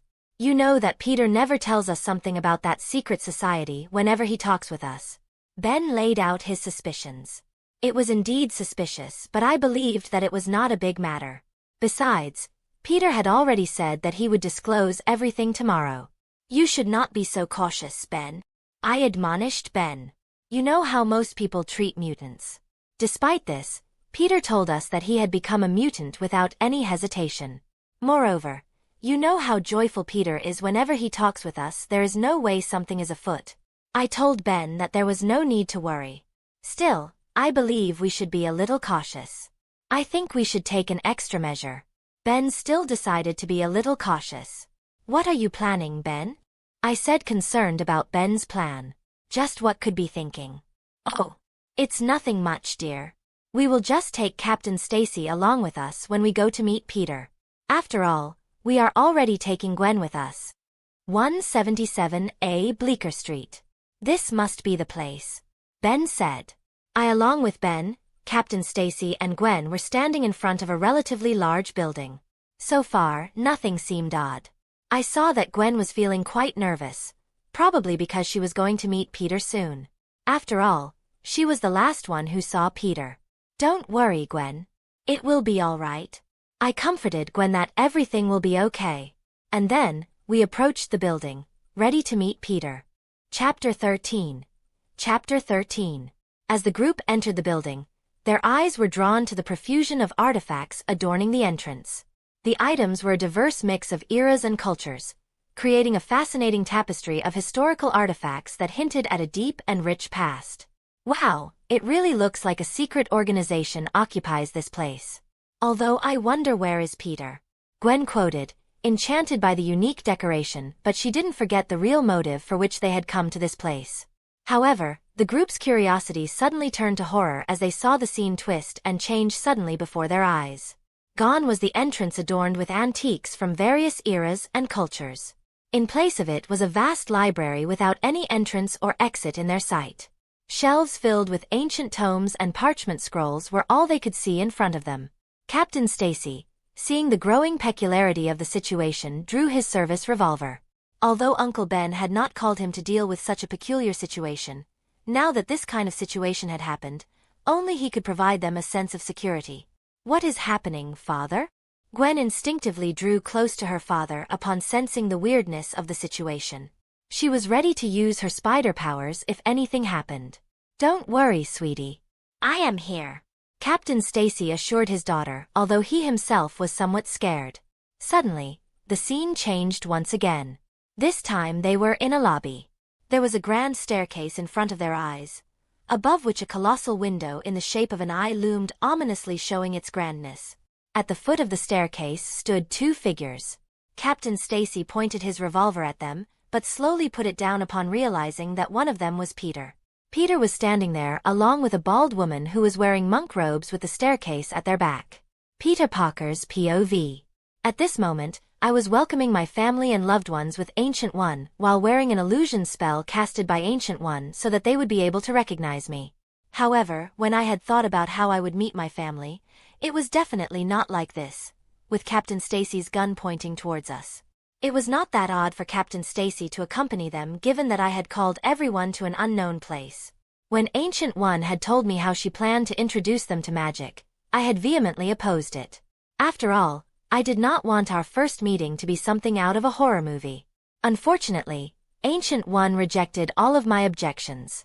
According to her, it was the best way to introduce people to the world of magic, as it made the perfect first impression. At ease, officer. I do not have any ill intentions towards you, Ancient One said to Captain Stacy.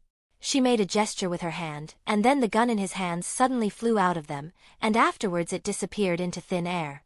I will return it to you when it is time for you to go back, Ancient One promised Captain Stacy. First, I apologize to all of you for making you go through such a horrifying experience. Ancient One bowed slightly to all of them in order to apologize despite her great position as the Sorcerer Supreme. However, it was necessary to make all of you realize the existence of magic.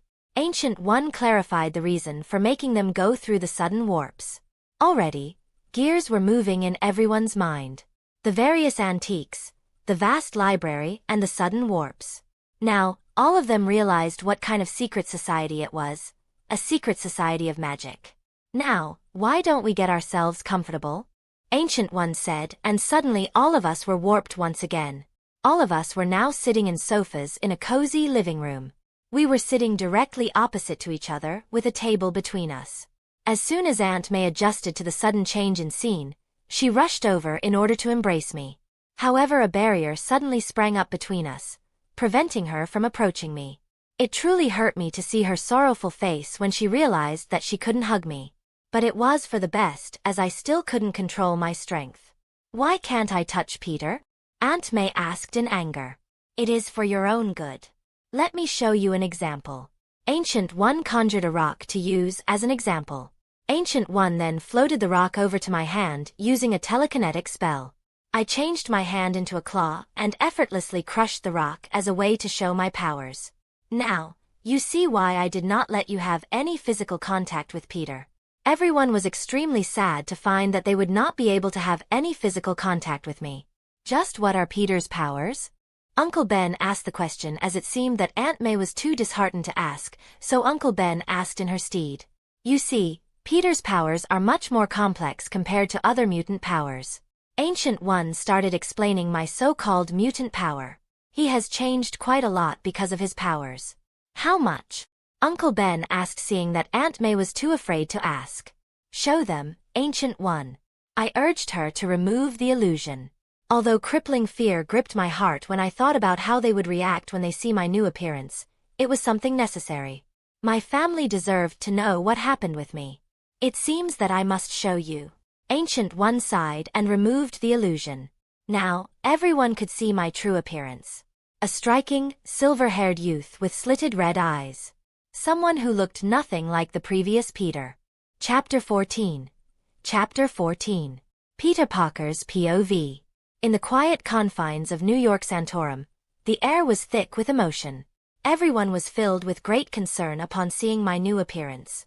Tears welled up in Aunt May's eyes as she looked at the new me. Her heart filled with anguish. You have changed so much, Peter. You must have suffered a lot, she said while sobbing. It pained my heart to see her cry. She had taken care of me since I was a little child. As such, she was like a mother to me.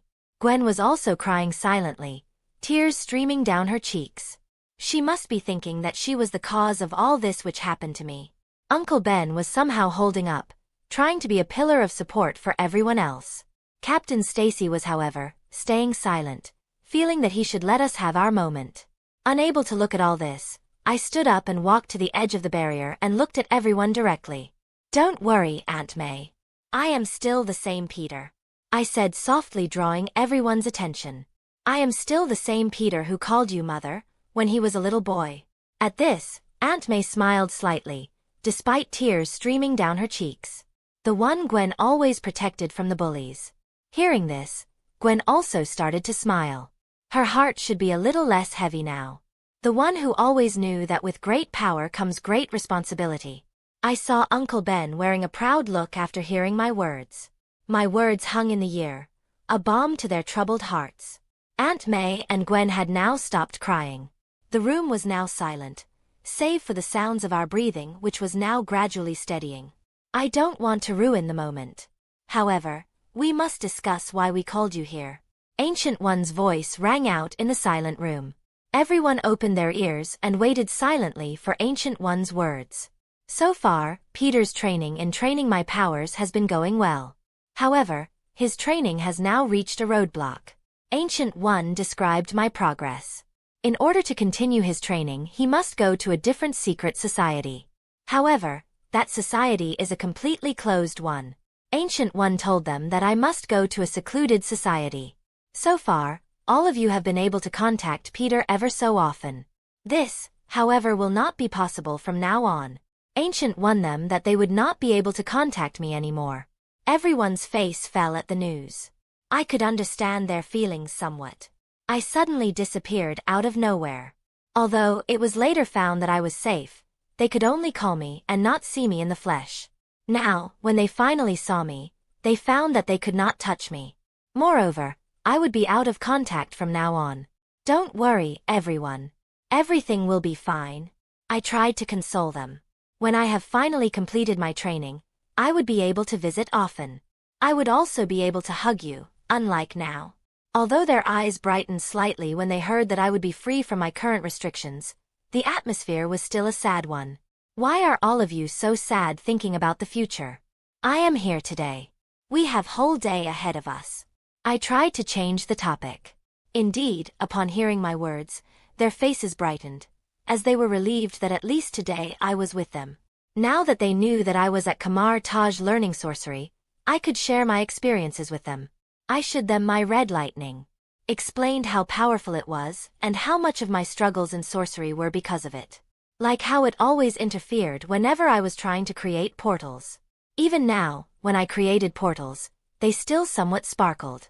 Yet it was one of the most powerful abilities in my arsenal. I also showed them my energy constructability I had learnt by creating a blade of red lightning. I also spoke about my sparring matches with Ancient One, albeit in a censored way, so that they knew how strong my powers were. How in the entire Kamar-Taj, only Ancient One could spar with me. Now that they knew the extent of my powers, they realized how necessary it was for me to complete my training. Thankfully, no one was fearful of my powers, just curious. We talked for hours. But, unfortunately, time continued and everyone had to leave. They were reluctant to leave, but they had their own duties to perform. I, along with Ancient One, were now at the entrance of the sanctum, watching them leave. "Take care, Peter," Aunt May said to me softly. "We are always with you." Uncle Ben spoke, giving me his support. "Officer, your gun." Ancient One returned Captain Stacy's gun to him. As soon as it reached his hand, he was literally hugging it. "Gwen." I suddenly addressed Gwen as they were leaving. "For a long time I have been your only friend, but now I wouldn't be around for a while. So, please for me, try to make some more friends." I encouraged her to make new friends, knowing that she would be lonely without me. I did this because her friend circle had grown incredibly small since she became Spider-Woman. Other than me, there were only Harry and MJ in her friend circle, and that is only because they were my friends. Now that I will be out of contact, I am afraid that the burden of Spider-Woman would be too much for her alone. That is why I encouraged her to make some more friends. "I will try," Gwen said with misty eyes. I watched everyone leave with a sorrowful heart. I sighed and then said to Ancient One, "I believe I am now ready." Chapter 15. Chapter 15. Peter Parker's POV. The next day, I received a summon from the Ancient One from an apprentice. Following the apprentice, I found Ancient One sitting in a serene tea room, overlooking the scenery. Her hands cradled a steaming cup of tea. Seated opposite her was a woman of Asian descent wearing battle robes. Her aura radiated calm strength and power. Peter, meet Master Ing Nan, a warrior from Talo. I bowed to greet Master Ing Nan. I was just discussing your training in Talo with Master Ing Nan. Ancient One had already explained to me that I had to go to Talo to continue my training. You should already have read about Talo, right? Ancient One asked me with a questioning gaze. Yes, I have. Master Wong had given me a book about Talo yesterday so that I would be prepared.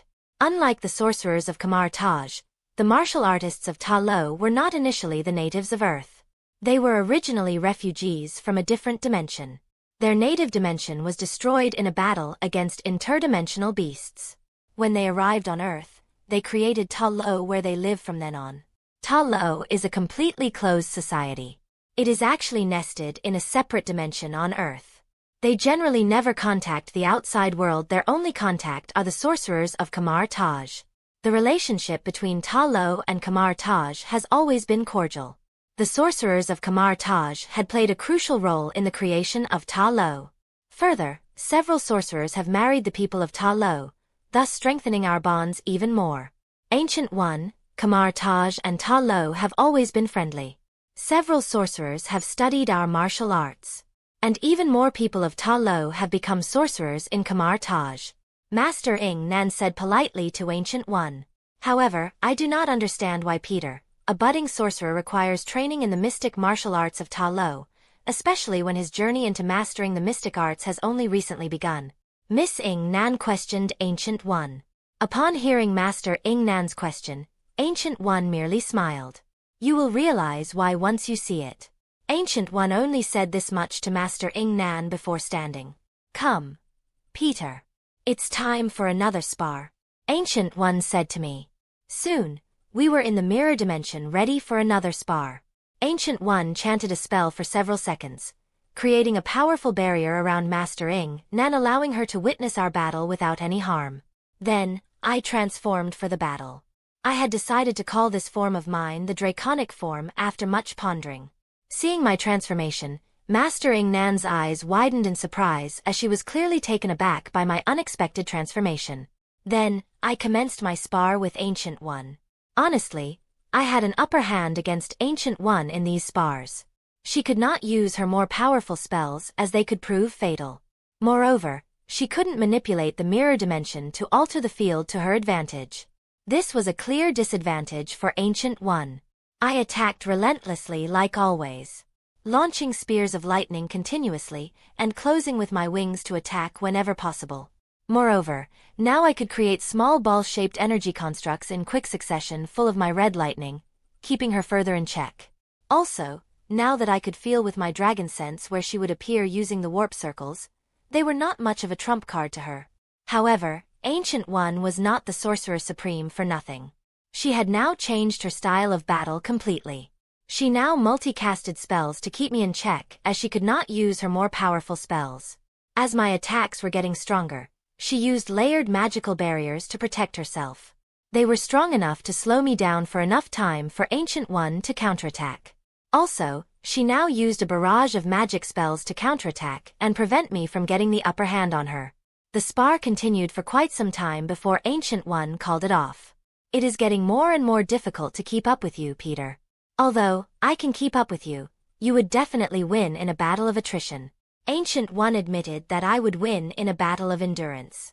But that is only because you are holding yourself back. I reminded Ancient One of this fact because I refused to call myself superior to her in battle when she was not even exerting herself fully. But even this level of power is something not many can handle this long in Kamar-Taj. Even Master Mordo himself is often not able to keep up this long in a spar with me. Ancient One said to me, encouraging me to take pride in my battle prowess. Now, do you understand, Master Ing Nan? Why it is necessary for Peter to train in mystic martial arts? Ancient One said, turning to Master Ing Nan. Indeed, I understand. Master Ing Nan admitted after seeing our spar. Peter's powers are tremendous. He has such raw potential. Yet his control over his abilities are erratic. His fighting style felt like a rampaging beast, barely kept in check. Master Ingnan said, analyzing my battle prowess.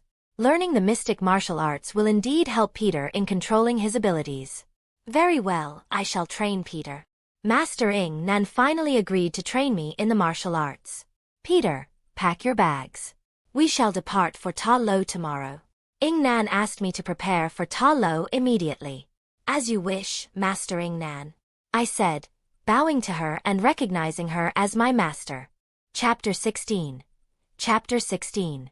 As I had only joined Kamar-Taj for a few days, I didn't have any particular important things to pack. So, I only packed a few sorcerer robes.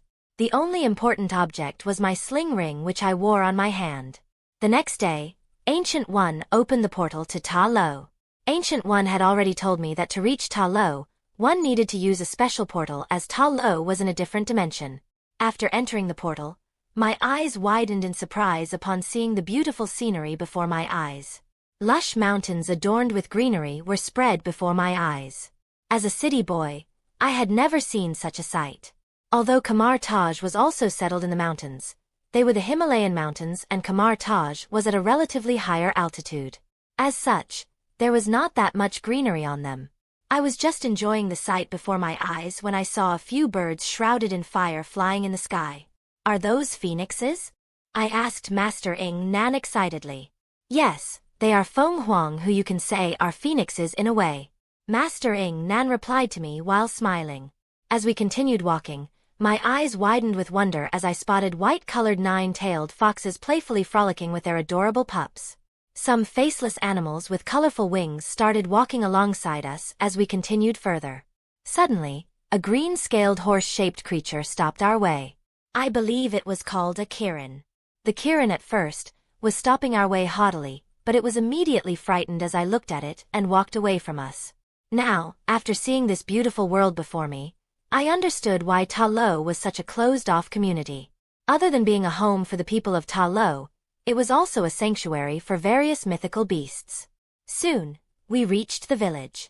Looks like almost all the villagers had arrived to greet us. There were also some villagers riding atop large lion-like creatures who had huge tusks. Who is this young man, Ingnan? An old man asked my master. He seemed to be a person of quite some authority in Talo. This is Peter Parker, a new sorcerer at Kamar-Taj. Master Ingnan introduced me. I bowed slightly to greet all the villagers. However, the villages did not seem to be happy to see me for some reason. Ancient One has asked me to teach Peter in our ways. He has already acknowledged me as his master. Master Ingnan told the villagers my purpose in Talo. Very well. Since it is Ancient One's request, we shall allow Peter to learn our way of mystic martial arts. The old man acquiesced after some hesitation. Master Ingnan then took me inside the village. She pointed out a cozy cottage to me. Put your things here. It is your place in Talo from now on. Meet me in the training area in 5 minutes. She instructed me and left. Soon, I arrived at the training area after putting my things in the cottage. Only Master Ingnan was here waiting for me. Before we start, Peter, you must wear this. She showed me a belt which was very familiar to me by now, a strength restraining belt. Must I wear this belt? I did not like to wear this belt as it left me feeling rather stifled. Your basic strength is too much for me to endure. Without this belt, I would not be able to train you. She replied saying that it was must for me to wear this belt. Ancient One knew that this would happen. So, she gave me this enhanced restraining belt especially for you. Apparently, Ancient One had already given the necessary accessories to her for my training. With a sigh, I decided to wear the restraining belt. Soon, we were on opposite sides ready to spar. Come at me, Peter. Master Ingnan gestured at me to start the spar as she took her stance. Although I didn't know a single thing about combat before I had gained these powers, after several spars with Ancient One where my body moved because of my instincts, I now knew a little about fighting. So, I moved towards her and threw a punch. However, she easily diverted my punch with a single hand and pushed me backwards with her other palm. I know that you do not have any prior martial arts training. So, focus on your instincts to fight me. She advised me to fight using my instincts like I did in my draconic form in previous spars. I focused on my instincts, trying to bring back the feeling when I fought in my draconic form. The way my body moved instinctively even when I didn't know a single thing about combat. Then, I launched a determined attack. This time, I was not defeated in my first move. I fought rather aggressively, giving her no time to attack my openings even if they appeared. However, Master Ing Nan was not a martial arts master for nothing. Although the fight continued for a few minutes, soon she found an opening and attacked using her palm. It seems that this time she used her mystic martial arts as I flew backwards some distance instead of just being pushed backwards. As I faced defeat this time, I was suddenly overwhelmed with a large amount of anger out of nowhere. Before I knew it, my instincts went out of my control and I had already transformed into my draconic form. Control yourself, Peter. Master Ing Nan instructed me. Surprisingly, she was not affected by my unexpected transformation. I took deep breaths, trying to regain my composure. Soon, I regained control and reverted to my human form. Surprisingly, the restraining belt was still intact, although deactivated. Looks like Ancient One had sent quite sturdy artifacts for my training. I believe, I understand what is your problem, Peter. Master Ing Nan declared. Chapter 17. Chapter 17. You do not have any prior combat training, Master Ing Nan said, and I nodded in agreement. Although I had once tried to learn some combat skills because of how much I used to be bullied, I actually never had any time to learn it because I was busy learning science where my talent actually was. I thought that once I was out of school, I would never see the face of them as our lives would be much apart. As such, I never learned any combat skills despite wanting to learn them at one time. As someone who was an Oscorp intern and whose best friend was the heir of Oscorp, my future could already be said to be secure. And this was something which could not be said about those idiotic bullies. So, whenever you fight, you use your innate instincts to fight. This is your actual problem. She pointed out my problem to me. The more you use your instincts to fight, the more you lean on them, the harder it is to control them. As long as you lean on your instincts, you will never be able to conquer them. Master Ing Nan explained that the reason I could not control my instincts was because in the end, I was being controlled by them. So, what is the solution? I asked Master Ing Nan anxiously. It is simple. You just need to learn how to fight without being controlled by your instincts. She answered calmly. Fortunately, Ancient One realized what was your problem and sent you to Talo. Otherwise, with your condition, it would have been very difficult for you to progress into mystic arts. No matter how much you would have tried, your body would never have been your own. Your instincts prevent you from unleashing your true potential. However, as you learn the ancient martial arts of Talo, you would slowly be able to conquer your instincts and unleash your potential. According to Master Ing Nan, I must learn the martial arts so that I can continue my study into the mystic arts. Come, it's about time I start teaching you the ancient martial arts of Talo. Then, Master Ing Nan began teaching me the fundamental forms of the Talo martial arts. According to her, the Talo style of martial arts could be said to be a mixture of various martial arts which had been continued to be improved from ever since Talo was created. Perhaps, it was because of my increased intelligence or my earlier experience in fighting, I could easily grasp the fundamental forms. I had thought that it would take a few days for you to have a proper grasp on the fundamental forms, but you did it in only a few hours. Master Ing Nan was quite pleasantly surprised by my natural talent in martial arts. That is enough for today. We shall continue tomorrow. She stopped teaching me after I had a proper grasp on fundamental forms. This was surprising as it was only late noon. Today, I will show you around the village. So, this was Master's plan. As we roamed around the village, I saw how much the villagers were dedicated towards their work. Some people are working in the field while many other villagers were training with their weapons. There were also some middle-aged and elder villagers who are crafting weapons and armors. Some villages greeted Master Ing Nan, but others were just engrossed in their work. It seemed that the villagers were cold towards me for some reason. After finishing our tour around the village, Master Ing Nan took me towards the lake behind the village. As I stood at the shore of the lake, I saw a large sealed door on a mountain at the other side of the lake. The door was engraved with various runes, and I could feel strong magic on the door even from such a distance. I could feel a sense of danger through my dragon sense from the sealed door even though it was tightly sealed. That door seals the dweller in darkness. It was the leader of the interdimensional beasts who destroyed our original dimension. Master Ing Nan explained what was behind the door.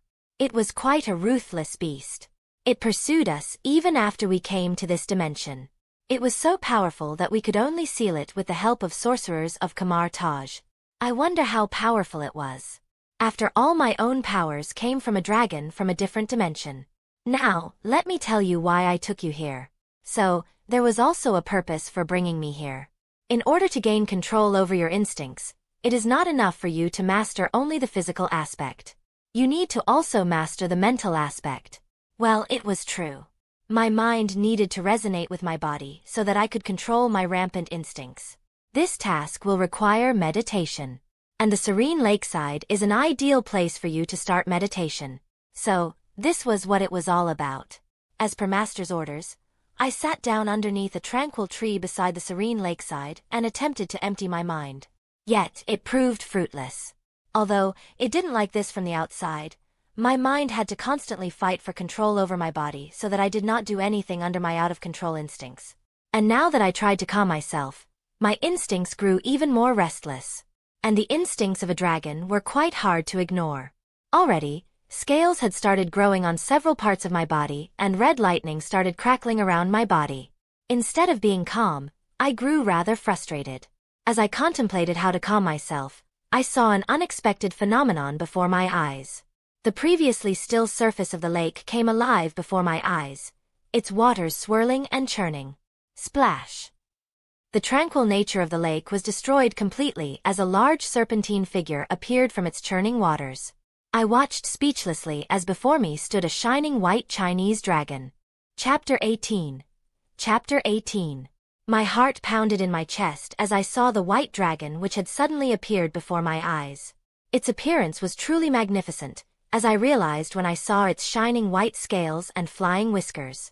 I did not know why the dragon had appeared before me, but somehow I felt a connection with this majestic creature. Before I know it, I was raising my hand towards the dragon and to my astonishment, the dragon also moved its head towards me. The moment my hand touched the dragon's head, I was filled with an inexplicable energy. After a long period of time, I felt a sense of tranquility. My wild instincts, which had tormented me since I had gained these powers, were suddenly silent. I did not know how the dragon had done it, but I knew how to make use of this sudden opportunity. Without wasting a moment, I immediately sat down and closed my eyes, attempting to enter a state of meditation once again. This time, without the interference of my wild instincts, I was able to clear my mind and enter a state of meditation. I focused on my inner self and tried to control my instincts, which were now more silent than ever, and tried to make them my own. After what felt like an eternity meditating, I saw an image in my mind. It was a dragon similar to the one I had seen before in my dream, but it was smaller and black in color, radiating with vibrant red lightning. It flew in the sky, its wings unfurled, emitting a vibrant red energy as they were jets. I focused more to see if I could find something else. But unfortunately, it offered no results, so I emerged from my meditation in the end. Although it had only been a few hours, I had made greater progress than I had done in days. My instincts now felt more in tune with my mind, although they were still quite wild. My eyes opened to see the beautiful sunset sky. I could see that a crowd of villagers had gathered near the lake, a little far away from me. Master Ing Nan was among them. When she saw that I was now awake, she started to walk towards me. However, I ignored her for now. I was too excited with this sudden progress and wanted to try some things. I gently picked up a pebble from the shore of the lake and tried to exert a little pressure on it.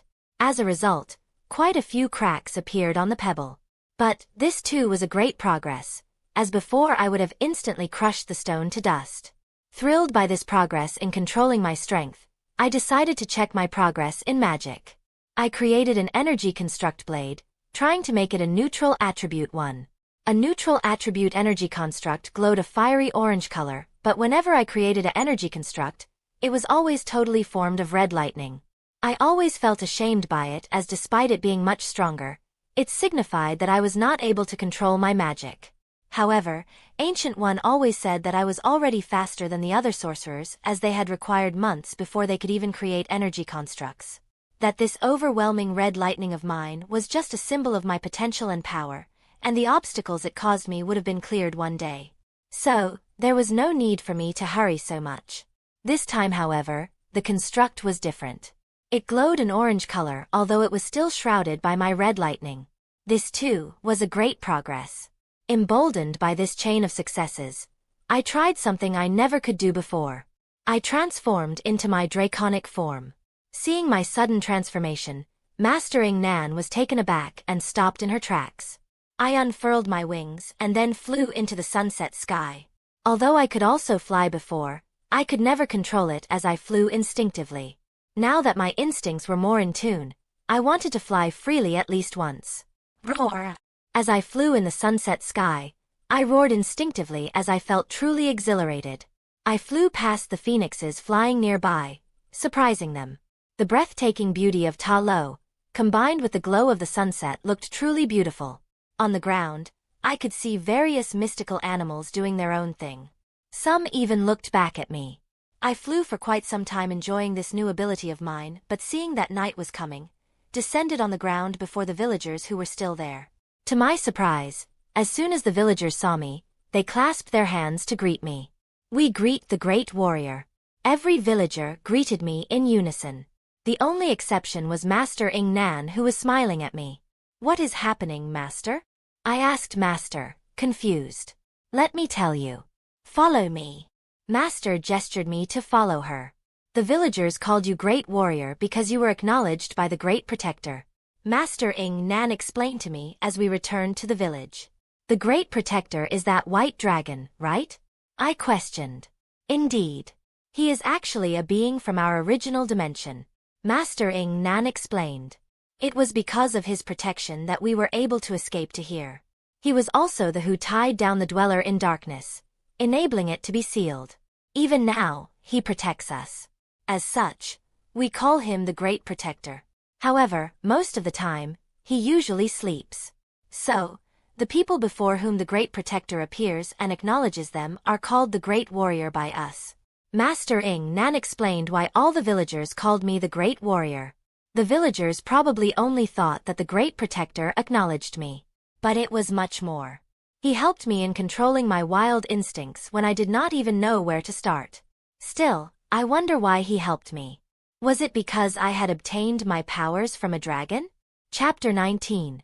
Chapter 19. I was battling Master Ing Nan once again on the training grounds of Talo. Unlike the first battle with her where I just took a one-sided beating, this time, however, I was matching her blow to blow. It had been a month since my arrival at Talo.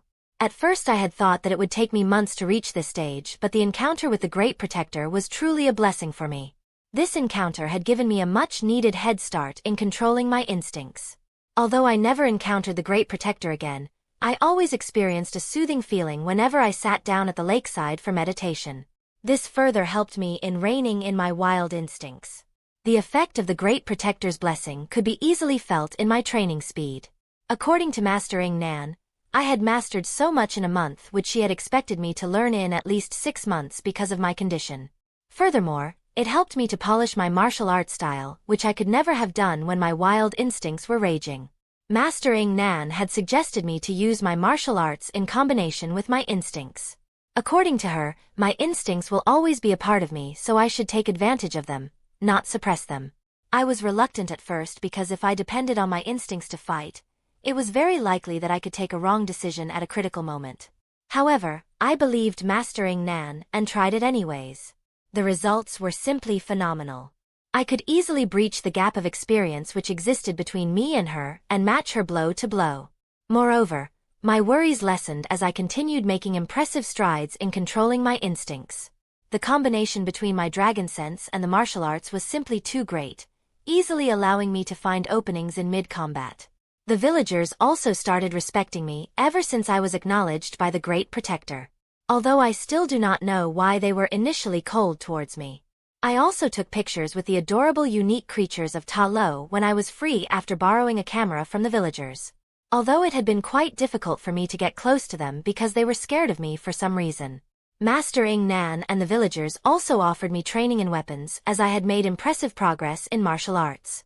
However, I denied it because I believed that my claws and my lightning were enough as my weapons for now. Perhaps I would give it a thought after I had complete control over my body. Returning to the present, I was fighting Master Ing Nan, matching her blow to blow. Although it was not as power-intensive as my spars with Ancient One, it was just as intensive for my mind. All right. That's enough. Master stopped the spar after a few minutes, seeing that it was likely to end as a draw. Peter, I have already taught you everything I could for now. You have also made tremendous progress in controlling your instincts, Master Ing Nan declared as we stopped the spar. Now, I just have to test you. Remove the restraining belt. Master ordered me. But Master, you know my strength. I could give you a critical injury if I lose control for a single moment. I hesitated because of the consequences. Don't worry. Nothing will happen. She showed me the bracelets she wore on her wrists. Ancient One gave them to me for such a moment. However, I did not know that this day would come so soon. She seemed a little wistful for a second as she spoke. Master Ing Nan activated the bracelets, causing a protective cover to enshroud her body. Get ready, Peter. For here I come. She attacked me immediately after the bracelets fully activated. I instinctively defended, causing ripples to appear on her protective cover. It seems that my strength slipped slightly out of control for a second there. Seeing that there would not be any accident, I fought fully focused on the fight, all the while trying to control my strength. During the initial few minutes, it was okay, but as the battle progressed, I became swept in the flow and my control started wavering. Ripples started appearing continuously on the protective cover surrounding Master, a signal that my control over my strength was slipping. Master, I believe that is enough. I urged her to stop the spar, but she continued her relentless assault. This spar continued until finally I lost control over my strength enough to shatter the protective cover. As the cover shattered, Master was pushed backwards by the remaining force. Master, you all right? I moved towards her, worried. I am all right, Peter. Sorry, I needed to assess the true extent of your control over your strength, Master Ing Nan said, apologizing for her conduct during the battle. Now, let me tell you what I analyzed from our spar just now. I eagerly awaited her analysis. You should now be able to have physical contact with people and carry on your daily life as long as you consciously restrain your strength. You should even be able to maintain control over your strength in a battle, if needed for about a minute. I was truly relieved when I heard that I would be able to carry on my daily life. I was truly tired of wearing a restraining belt while going to bed. However, don't be too happy. Excessive emotions such as anger or hatred can lead to you losing control easily. So, be cautious of such situations. Master Ing Nan warned me of the potential danger. Now, there is only one test remaining before you complete your training and return to Kamar-Taj. Follow me. I followed her, curious of the last test. We did not go out of the training yard. She took near a large boulder which was on the training yard. You just need to show that you can channel chi energy through your body to enhance it as I have taught you. Let me show you how.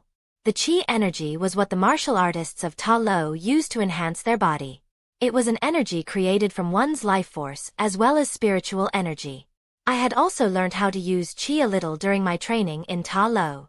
But I knew that the chi energy would never be the energy I would use much, despite me being exceptionally gifted in it due to my body. It was because my body was just too much saturated with magical energy for me to freely use chi energy.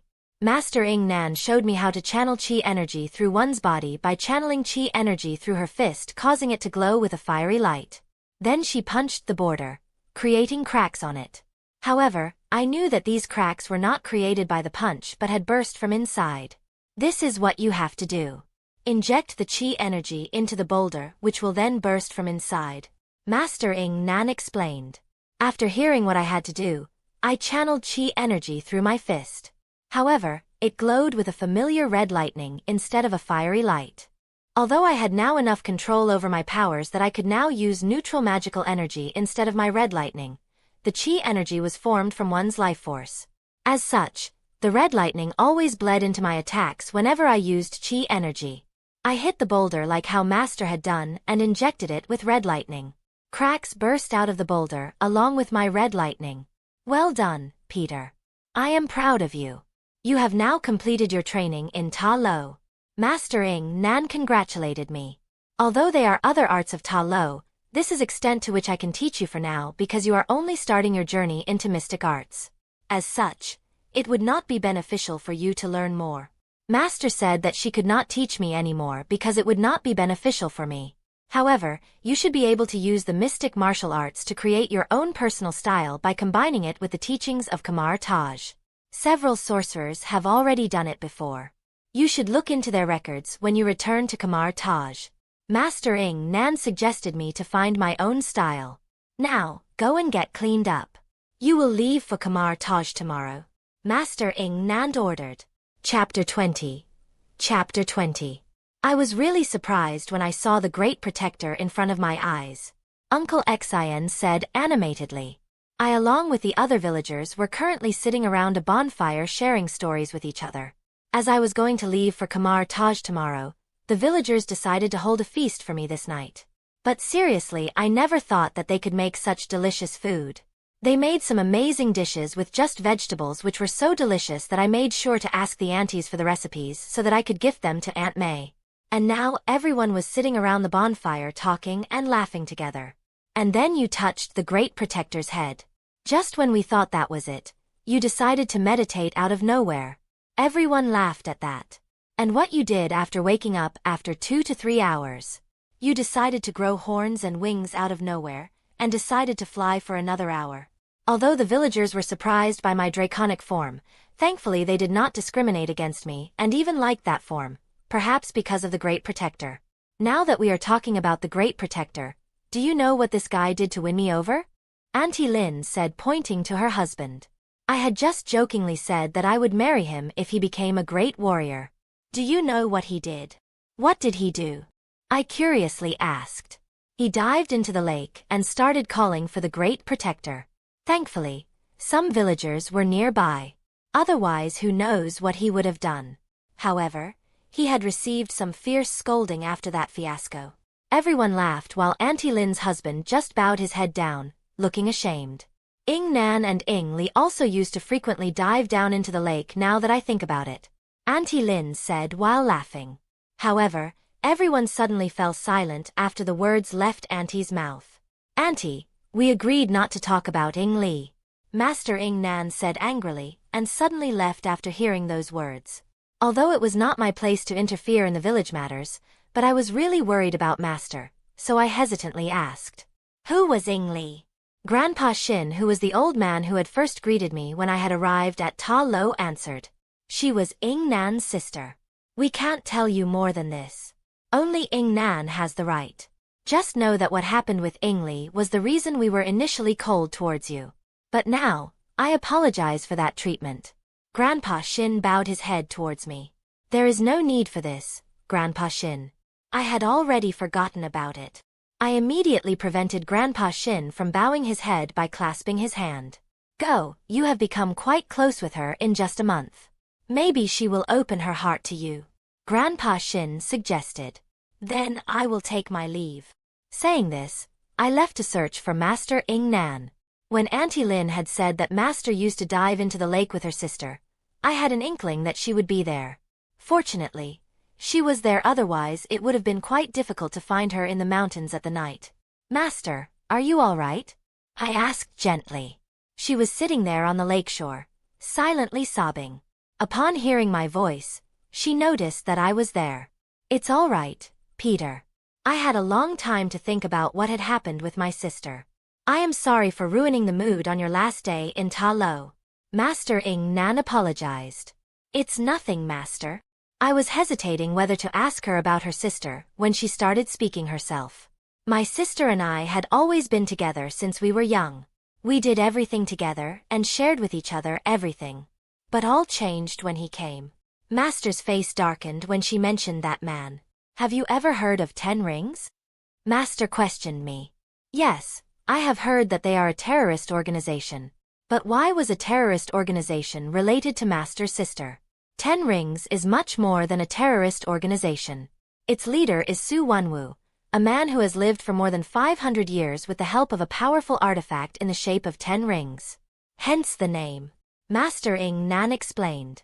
Su Wanwu came to know about the existence of Talo and tried to enter it. Although the entrance of Talo is a giant forest maze which is nearly impregnable, there was still a slight chance that he could somehow enter it. So, my sister protected Talo from him at that time. Although the 10 rings were a powerful artifact, it had a crippling weakness for some reason. It had little to none resistance against magical interference. Even my sister, who was a mystical martial artist, easily gained control over the 10 rings. Then, the 10 rings were truly a weird artifact, and whoever made such an artifact was also a weird one. Using this weakness, Ingli easily defeated Su Wanwu. But for some reason, Su Wanwu fell in love with Ingli. He continuously came to the maze, relentlessly pursuing Ingli. Eventually, Ingli also fell in love with him. As she said this, Master's face was filled with anger for Su Wanwu. However, their union was against the rules of Talo. Even if Su Wanwu said that he wanted to live with Ingli in Talo, leaving everything behind, it just was not possible.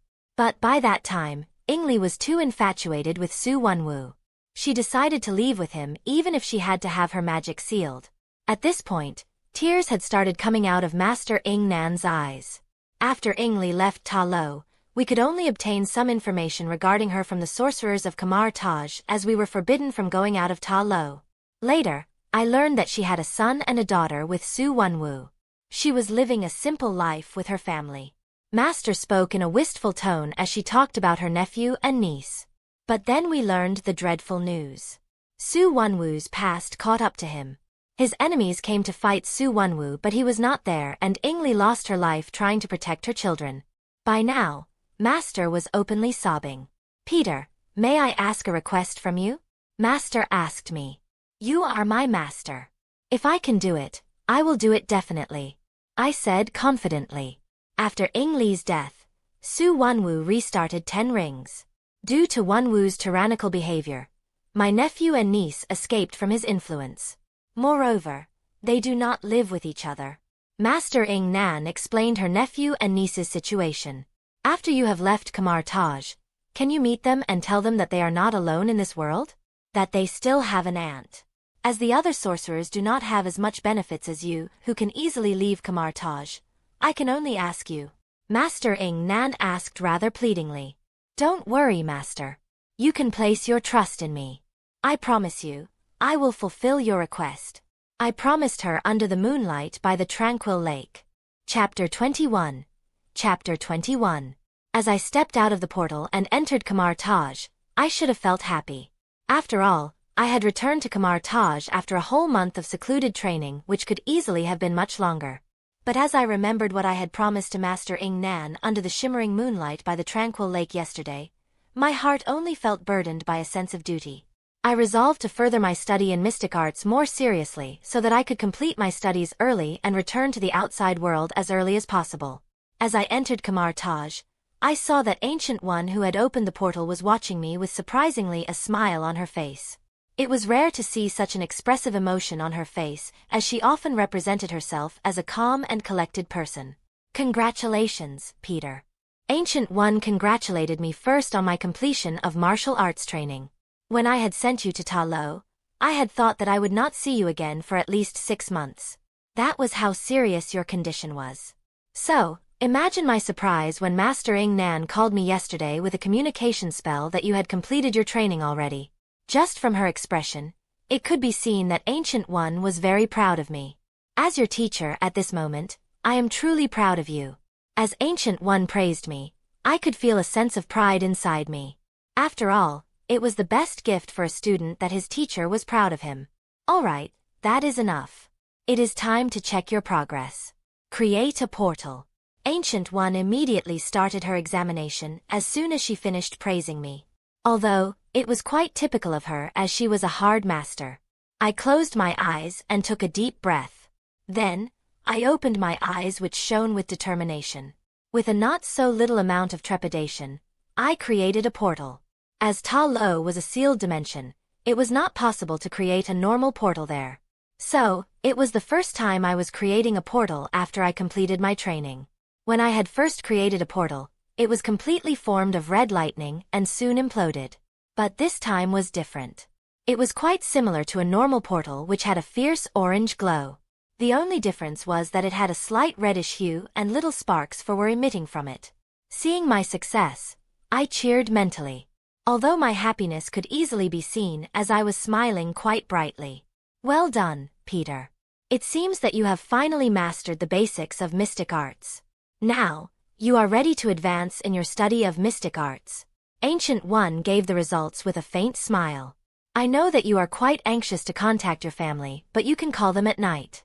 Now, go to the library and ask Master Wong for the next part of mystic arts. Ancient One ordered. Greetings, Master Wong. I greeted Master Wong as I entered the library. Peter. Welcome. When I had heard that you had completed your training in Talo early, I was truly happy. Master Wong praised me. Ancient One asked me to collect the books of mystic arts now that I have completed my basic training. I asked Master Wong. Well, that was the purpose of your training. Wait a second. I will bring them to you in a moment. Master Wong asked me to wait as he opened his portals. These books should be what you want. Master Wong showed me the books he brought. As I read their titles, they were books about advanced energy constructs, barrier spells and shield spells. But one book surprised me. Basic Elemental Arts? I asked Master Wong, surprised. Although most sorcerers of Kamar-Taj do not have any affinity in elemental arts, I believe that with your powers, you should be able to learn them. After all, your unique red lightning is already quite astounding. Master Wong explained the reason. This stage is where sorcerers start specializing in a particular mystic art. The books I have given you are only the compulsory ones. Do you want to learn any other mystic art? Master Wong asked me. I want to learn enchantment. When I had first seen enchantment described in the introductory books, I had already been fascinated by this special mystic art which could be used to create powerful artifacts. You are interested in creating artifacts. But enchantment is quite a demanding mystic art. Would you have enough time to devote to enchantment? Master Wong asked me. Don't worry, Master Wong. I think I will manage. I assured Master Wong that I would have enough time to study enchantment. If you think so, Peter. Master Wong said and brought me the introductory book to enchantment. See you later, Master Wong. I bid him farewell and started to leave the library. Wait. Master Wong asked me to wait suddenly. What is it, Master Wong?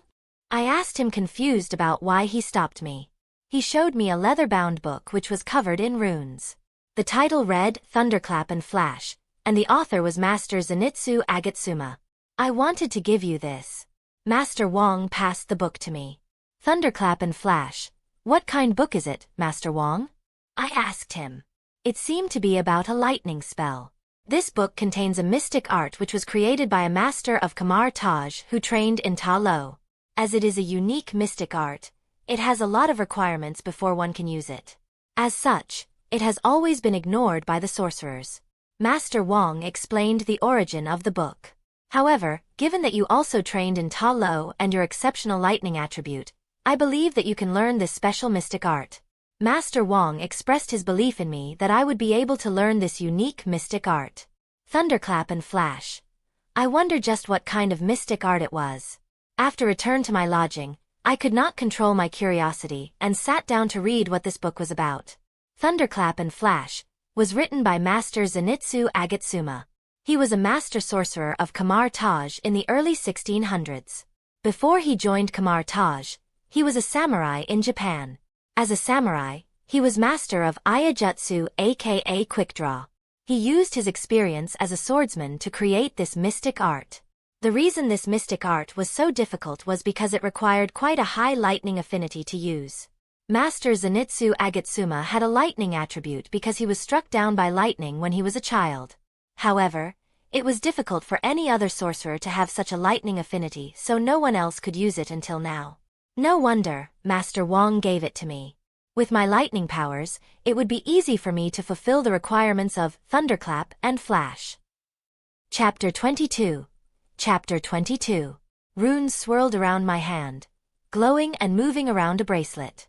The bracelet itself was at this moment atop a magic circle which attracted the runes towards the bracelet. My entire focus at this moment was on the bracelet and the runes surrounding it. I did not want to fail once again. This was already the third time I was trying this process. I had spent more than a week trying to perfect the process and how I implemented it. Slowly but surely, the runes started entering the bracelet and the blue gem on it started glowing as a result. Soon all the runes entered the bracelet and the gem on the bracelet gave a bright blue glow as if confirming the process was complete. I gave a sigh of relief as I finally received success as a fruit of my efforts. I had finally made my first enchanted artifact. Previously, whenever I tried to finish the enchantment, I failed to align the runes properly, leading to failure. Although I had completed the enchantment, the bracelet could not be called a proper artifact. After all, it had only a basic shield enchantment. It had been a month since I had returned from Talo, and since then I had made great in my mystic art studies. Putting the bracelet on my arm, I activated it to check how powerful it was. The bracelet created a shimmering blue-colored shield in front of me. I put my index finger on the shield and started pressing it, increasing my strength slowly. Soon, as a result, the shield broke as it was unable to withstand my strength. It seems that the shield was quite sturdy given that the strength I had used was more than enough to shatter a boulder. Unfortunately, this artifact was of no use to me. Not only could I create more sturdier barriers, I could also easily withstand the amount of strength it could defend against. I think I should gift it to Gwen. As she often faced danger as Spider-Woman, this bracelet can serve as an extra means of protection for her. Speaking of Gwen, I wonder how she is doing. I hope she has taken my advice and made at least a few friends. Otherwise, without me, it would definitely be quite a lonely life for her. Satisfied by my progress in the field of enchantment, I went out to practice my mystic arts. Soon, I had reached the library. Greetings, Master Wong. I greeted Master Wong as usual. Here to enter the mirror dimension as usual? Master Wong asked. As I nodded my head in affirmative, Master Wong created the portal to the mirror dimension. Now that my instincts were not as wild as before and my powers were more controllable, I did not require daily training from the Ancient One. As I had not learned yet how to enter the mirror dimension, Ancient One had asked Master Wong to create the portal to the mirror dimension whenever I needed to practice my mystic arts as my powers were quite destructive. Moreover, Master Wong guided me whenever Ancient One was busy. As such, it could be said that Master Wong was my second master at Kamar-Taj. Entering the mirror dimension, I slammed my hand on the ground and slowly several boulders appeared from the ground. What I had used now was a basic earth spell. It could be seen from the speed of the formation of boulders that I was not well versed in earth spells. Although I had some affinity for earth spells, it was not that much, so I had not focused much on them. After boulders appeared on the ground, I floated them using a telekinetic spell. I floated them around for a few moments, but then I got bored. So, I did something for which anyone would find me insane. I hurtled them towards myself. But not a single boulder touched me as I created a shield to protect myself. Then I once again hurtled boulders towards myself. But this time, instead of creating a shield, I created a giant baseball bat-shaped energy construct and hit them as if I was playing baseball. As I watched a boulder fly far away, I believe I made a home run. I had made quite a progress in my spells as I continued practicing. Seeing my speed in learning, it was no wonder that Ancient One said I was almost ready to be a proper sorcerer from an apprentice. Now it was time for some special training. I floated some boulders once again, but instead of using them for target practice, I put them down on the ground in an almost random manner. It was now time to practice that unique mystic art, thunderclap and flash. I took a unique posture and red lightning started emitting from my body. A significant amount of it was being emitted from my legs. As I used thunderclap and flash, I became a red streak of lightning. I moved at an unprecedented speed as the sound of thunder rang behind me. I quickly moved towards where I had placed the boulders. I maneuvered around them, sometimes even bouncing atop them, causing them to shatter. Soon, after I had moved by around 10 boulders, I was unable to stop my momentum. As another boulder appeared before me, I turned my hands into claws and smashed into it. I pierced through it as if it was not even there. It seems that the smashing of the boulder slowed down my momentum enough that I was able to stop myself. When Master Zenitsu had created thunderclap and flash, He had referenced Ayajutsu. It was often used for a single, ultimate attack. This mystic art required channeling the lightning attribute magical energy through one's body in a special manner by using the martial arts of Talo, mostly through one's legs to move at an unprecedented speed. The channeling of magical energy through one's body and the lightning attribute was what had been the obstacles for the sorcerers who had tried to learn it before. Even if someone had a lightning attribute, he would have to go to Talo to train in mystic martial arts before he can even start learning this mystic art. On the other hand, the lightning attribute was known for its powerful spells. As such, no one was interested in learning this mystic art because it required just too much hassle. However, Thunderclap and Flash was not that beneficial to me yet, as I could not use it with my wings. To do it, I would have to modify the mystic art, which I could not do at my current level. I was about to again start my practice when I suddenly received a signal that I needed to come out of mirror dimension. This signal was something that I had discussed beforehand with Master Wong. As soon as the signal came, following it, a portal appeared before me. After I entered the portal, I could not believe the scene before my eyes. Bells were ringing everywhere in Kamar-Taj, and various apprentices were moving around hurriedly. Just what had happened while I was in the mirror dimension. Chapter 23. Chapter 23. I was confused by this sudden commotion before my eyes, not knowing what to do next. Fortunately, Master Wong came to me before I could decide to do anything. Follow me, Peter. Ancient One has summoned you. She will explain what has happened exactly, Master Wong said to me. As we moved out through Kamar-Taj, I could see that although the apprentices were moving around with a sense of urgency, there was no trace of terror on their faces. It seems that the situation was not too dire.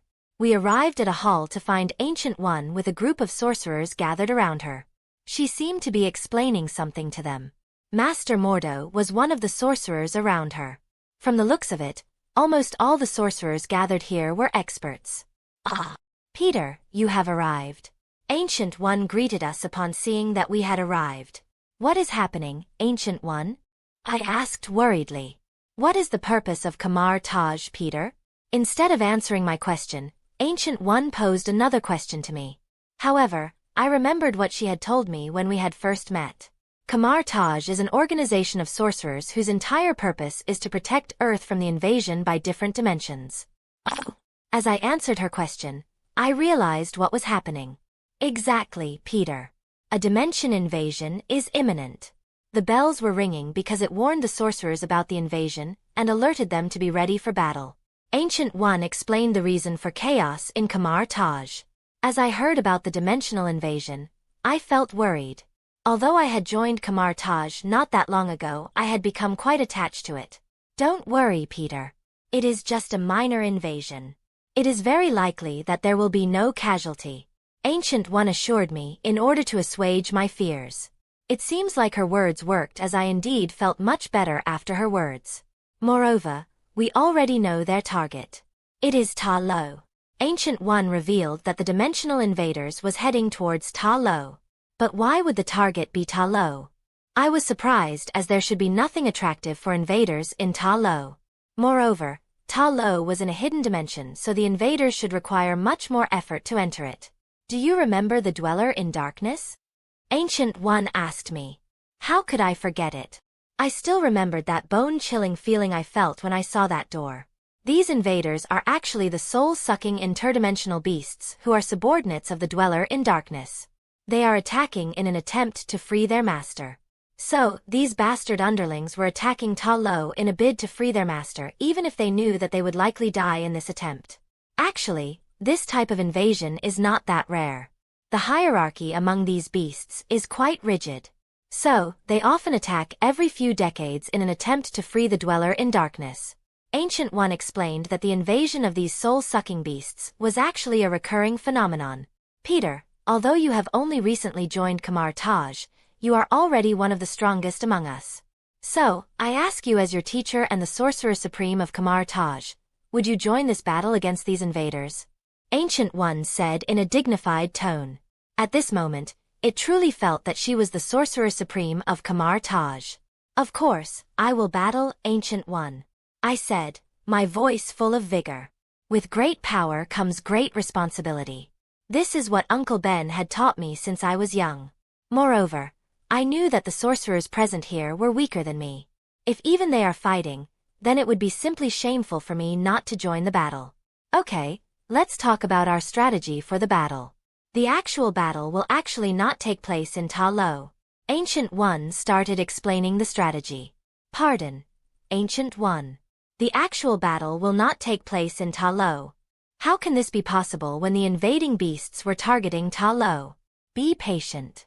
I will explain. Ancient One told me to be patient. As you know, these beasts often try to invade Talo. In order to counter this, a previous Sorcerer Supreme created a small artificial mirror dimension to combat these invasions just outside Talo's dimension. Ancient One explained.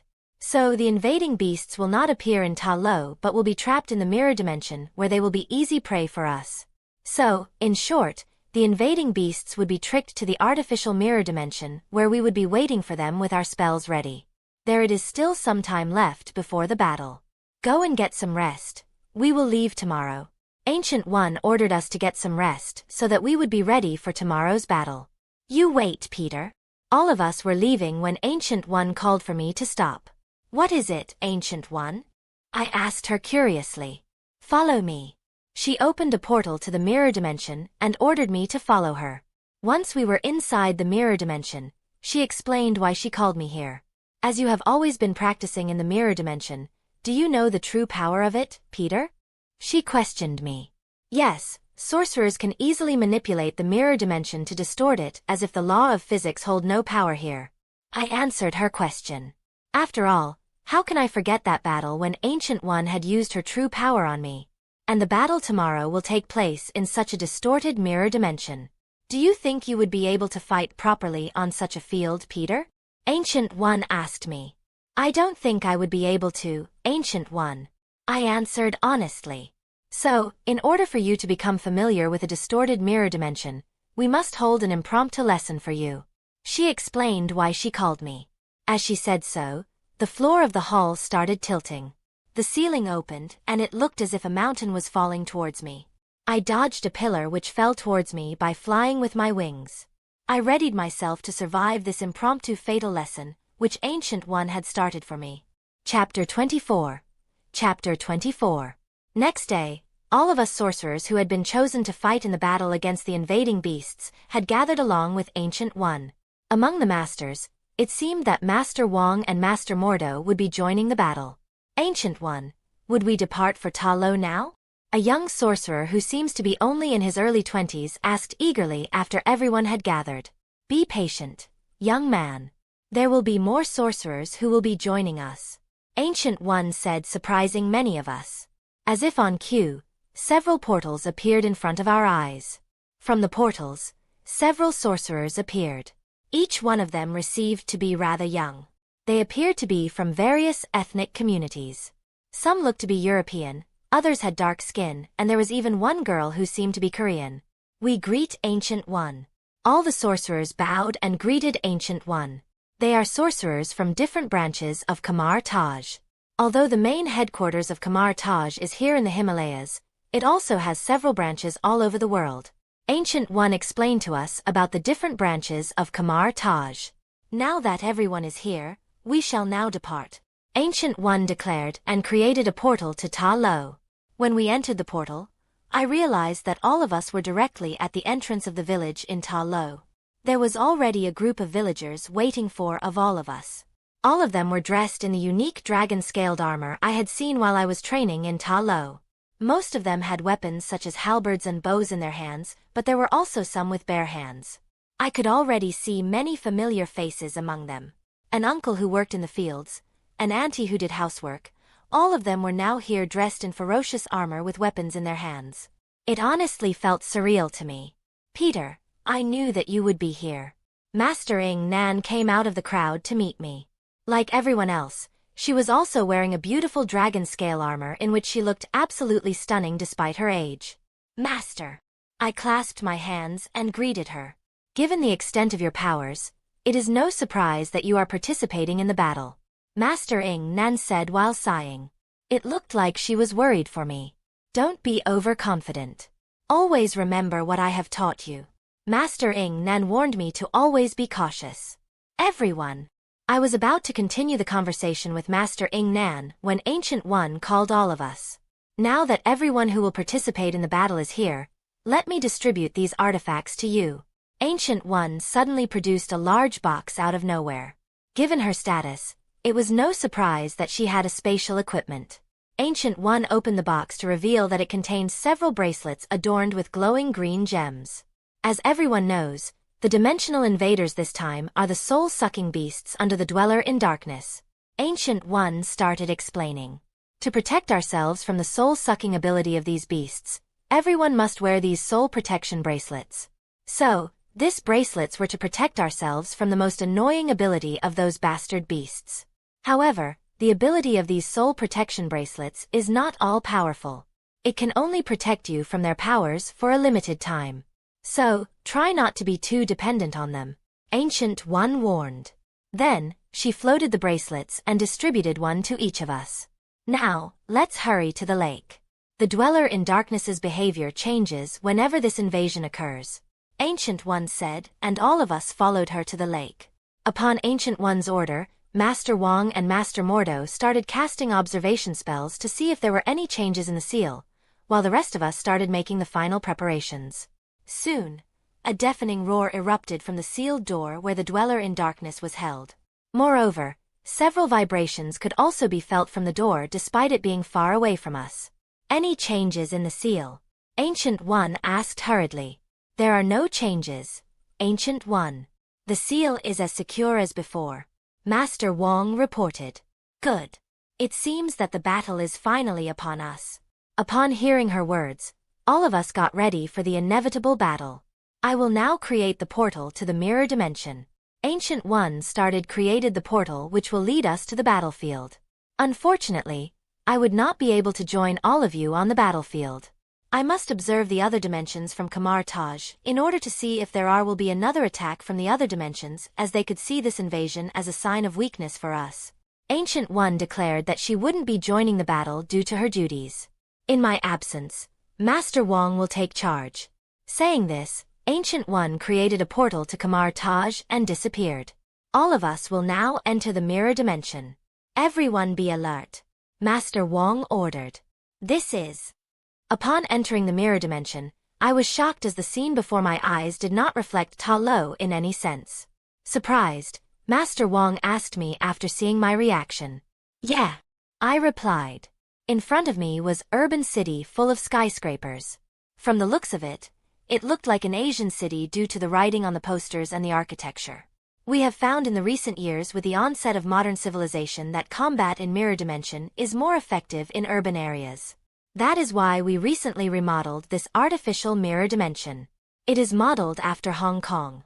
Master Wong explained. Get ready, our guests are here. Just as Master Wong said, several dark ripples started appearing in the mirror dimension and the invading beasts started pouring out of it. I along with all the other sorcerers got ready for the battle. Chapter 25. Chapter 25. I could see the various soul-sucking monsters pouring out of the dark ripples in the distant sky of the mirror dimension.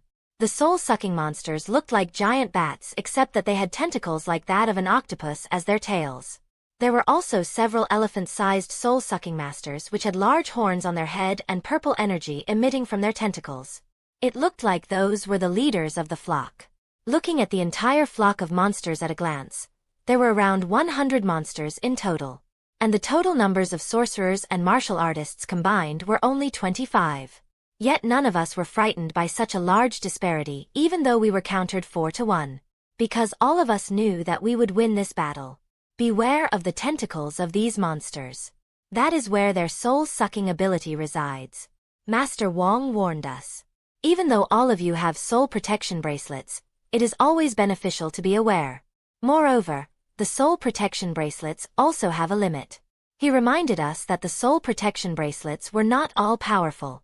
Soon, the eyes of the monsters fell upon our group and they started flocking towards us. Ready an opening salvo. Let these bastard monsters know what kind of force they are fighting with. Master Wong ordered. The sorcerers started chanting powerful spells, and the few archers who had come along with the martial artists of Talo also readied their enchanted arrows. As for myself, I created a spear formed of my red lightning.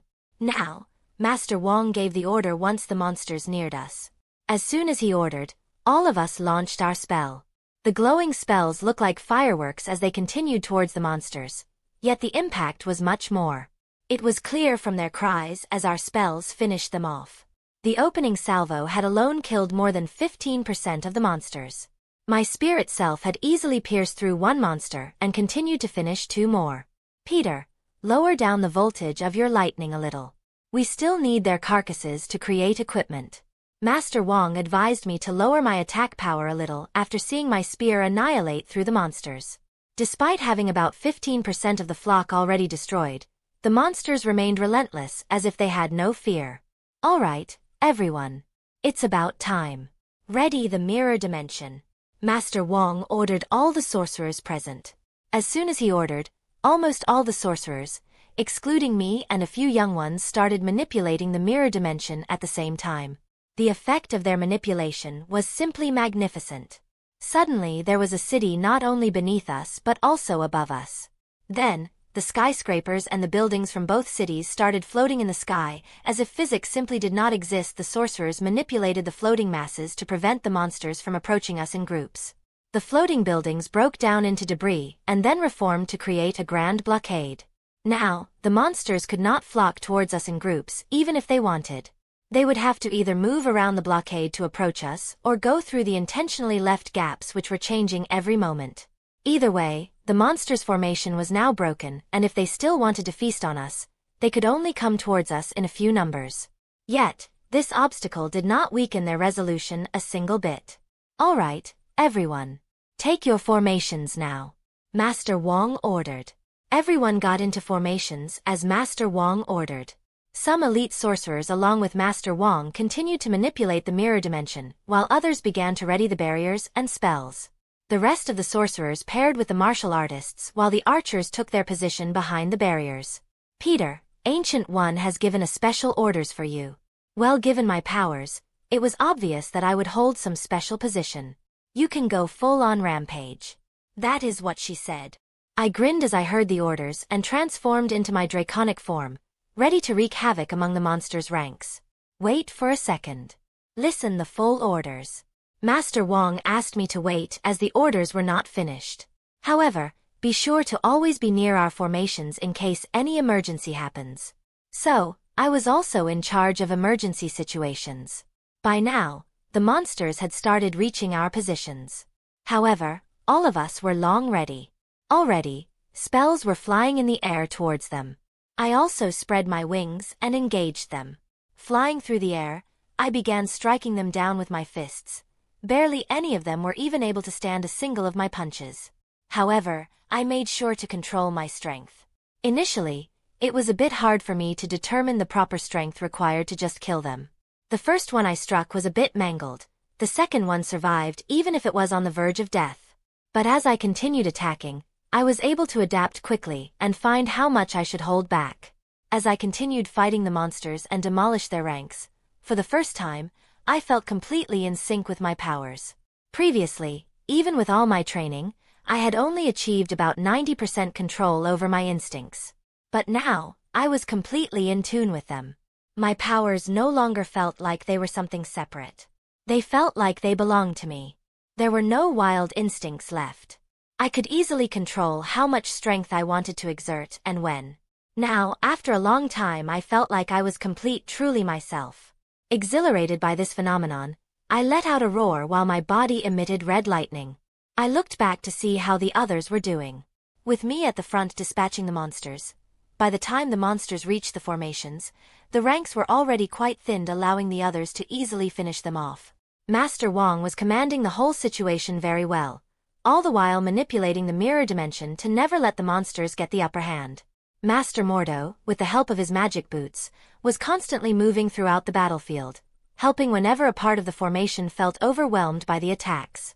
The other sorcerers were also doing quite well. The monsters could not even break the barriers before they were shot down. The martial artists were also doing well with the help of sorcerers. The sorcerers bound the monsters with their spells, while the martial artists finished them off in close combat. Mastering Nan was even better. She did not even need the help of the sorcerers. She moved through the battlefield alone, finishing the monsters one after another. Looking at the whole situation, everything was going on pretty well. No wonder, Ancient One said that we could finish the dimension invasion without any casualty. Ah! Suddenly, a girl's scream was heard throughout the entire battlefield. Chapter 26. Chapter 26. I looked around to see where the scream had came from. The scream had came from the direction of the barrier team. One of those giant monsters with horns and purple energy had closed onto the formation and pierced the barriers with its tentacles laced with that purple energy. It had a girl entangled in its tentacles which caused her to scream. I recognized that girl. She was Soul One who had arrived from Korea. The purple energy once again covered the monster's tentacles, moving on towards the girl's body. The monster was trying to suck her soul. Fortunately, the soul protection bracelet let out a green aura stopping the purple energy. Everyone, stop that monster. Master Wong ordered. Many sorcerers targeted the monster with their spells. The archers shot their arrows at it and the martial artists rushed towards it. Master Mordo also ran towards the master as fast as he can. I myself also started flying towards the monster. However, as soon as the monster was hit by a few spells, it sensed the danger and flew away from the formation, taking the girl who was still trapped in its tentacles, away with it. Peter, you must save that girl. Master Wong immediately called me with a communication spell as I was still a little far away from the formation. We will manage it here for quite some time. You go and save the girl as fast as you can. She is the granddaughter of a close friend of mine. I have taken the responsibility of her safety in this battle. Master Wong hurried me further. Although the soul protection bracelet is protecting her for the time being, it will not be able to hold out for too much time. Hurry! Master Wong said once more and cut the call. I could feel the urgency of the situation from Master Wong's words. Looking at the distance between the monster and me, it will take me easily a few minutes, even if I flew towards it all the while boosting my wings as I had flown too far from the formation. Calculating rapidly using my enhanced intelligence, I tried to think of a way to reach them as fast as possible. I could only think of a single way. I must use that mystic art. I immediately descended on a nearby floating building after this realization and contacted Master Wong using a communication spell. Make a pathway for me using the floating buildings. I asked Master Wong as soon as the spell connected. He did not reply, but I could see all the floating buildings moving around me to create a clear pathway between the monster and me. I could see them clearly. The girl was still struggling in the monster's tentacles, trying to form a spell but couldn't because of the purple energy constantly trying to suck her soul. I closed my eyes and took a deep breath, readying myself to use the mystic arts as fast as I could. Then I opened my eyes, fully focused on the pathway. Red lightning started emitting from me, a large amount of it from my lower region. Then, I executed Thunderclap and Flash to move at an astounding speed, jumping from one building to another, closing the distance between the monster and me. I would not have been able to use Thunderclap and Flash at such a level if I had not gained complete control over my instincts during the battle, and Ancient One had not given me an impromptu lesson yesterday regarding the mirror dimension. As I ran using the Thunderclap and Flash, the pathway soon came to an end. Although the sorcerers had created a rather long pathway, there was still quite a distance remaining. But that distance was now doable. I jumped over the last building and unfurled my wings and further boosted them. With the momentum from the Thunderclap and Flash still remaining and the speed of the boosted wings, I reached the monster in no time. As I approached the monster, I focused to create an energy blade. Then, with swift and precise maneuver, I severed the tentacles ensnaring the girl and caught her in my arms. The monster cried out in pain, only now realizing that I had stolen its prey and turned its attention to me. Realizing that it was no situation to hold back my strength, I created a fully charged spear of red lightning and launched it without any hesitation towards the monster's head. The monster caught off guard by my sudden attack and already in excruciating pain was unable to react, and the spear pierced through its skull, ending its life. "Thank you. Thank you," the girl said sobbing to me as she realized that I had saved her. "It's okay. You are safe now," I said in a bid to console her. As I received her gratitude, I felt an indescribable kind of joy. A sense of triumph, a feeling of joy, a relief that you had saved a life. Was this what Gwen felt whenever she saved someone as Spider-Woman? Perhaps it was this feeling which helped her continue a lonely existence as Spider-Woman. Maybe this was what I was pursuing when I took the lizard serum in a bid to gain superpowers to become a hero? Looking back, I felt that my previous self was pretty stupid to do such an idiotic act. But if it was not for that idiotic act, perhaps I would never have gained these powers and not be here. I was brought out of my thoughts as I heard a deafening roar in the Victini. I could see another giant monster with a group of smaller monsters advancing towards us. It seems that we were rather far away from the formation. More monsters. The girl whispered in my arms, scared, which was obvious after what she had faced. Calm down, I am here. Nothing will happen. I consoled her as I readied myself to face the approaching monsters. Chapter 27. Chapter 27. My heart raced as I saw the monsters coming towards me. The monsters were not a problem. Given my powers, I could easily crush them. The problem was the girl in my arms. My powers were too intense. Even a single spark of my red lightning could cause fatal damage to her, and I did not want her to get hurt because of me. Peter, I'm here to help. Just as I was contemplating how to effectively kill those monsters, I heard Master Mordo's voice. Looking towards where the voice was coming from, I could see Master Mordo approaching us from a portal. Now, I could see why Master Mordo got the title of a master. It was not an easy task to create a portal in the mirror dimension, especially when it has been this much distorted. The distortion of the mirror dimension scrambled the spatial coordinates, making it quite hard to create an effective portal. Only someone who had a mastery in the study of mirror dimension could pull it off. Now that Master Mordo was here, I knew what I had to do. Take her back. I pushed the girl towards Master Mordo by putting a float spell on her. As Master Mordo caught her, I could see his surprised expression. I will take care of the monsters here. You go and help others. I announced my invention. Be careful. Master Mordo said to me and left with the girl through a portal. I could feel his emotions through his words. Master Mordo knew how powerful I was, yet he asked me to be careful. Seeing that the monsters were now closer to me and only approaching me from a single direction, I decided to do something I rarely had the chance to do. I created a magic circle and casted a spell. The magic circle was red in color with some red sparks flying from it because it was a lightning spell I was casting with my red lightning. As soon as all the monsters were in the range, the crackling red magic circle launched several bolts of lightning towards them. However, the bolts did not move in a straight line. They moved around the monsters and then wrapped them in a cage. The bolts of lightning didn't disappear and continued to exist, trapping the monsters within it. Then, more bolts spread from the cage and struck the monsters both inside it as well as the few stragglers who were not inside the cage. This was the spell Lightning Prison. Despite it being a binding spell, its power was greater than a large number of combat spells, and it was also quite difficult both to learn and use. I could also create the effect of the spell without using the spell itself, but it would take me more than a few minutes to create it, and the effect would be a little erratic as it was a rather complex spell which required both lightning attribute and the study of advanced energy constructs. Although I had mitigated the spell's power quite a lot in order to not outright annihilate the monsters, all the smaller monsters had died after taking 1 or 2 bolts of lightning. Only the giant monster was remaining, and even it was not in a much greater condition after crashing into the lightning cage in a bid to escape it.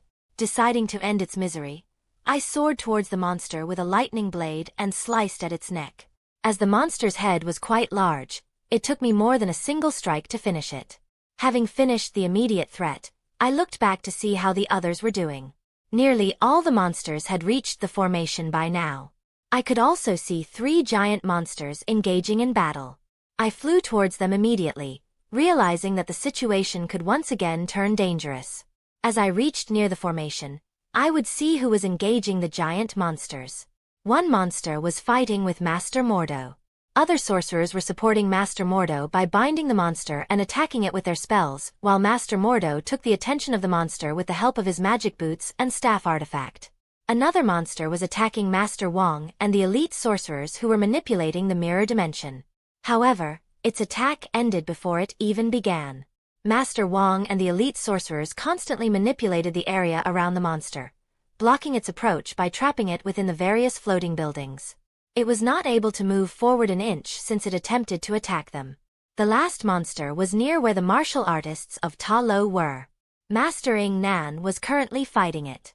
Whenever the monster tried to attack her, it seemed like she knew how it was going to attack. She dodged its every attack and also counterattacked near perfectly.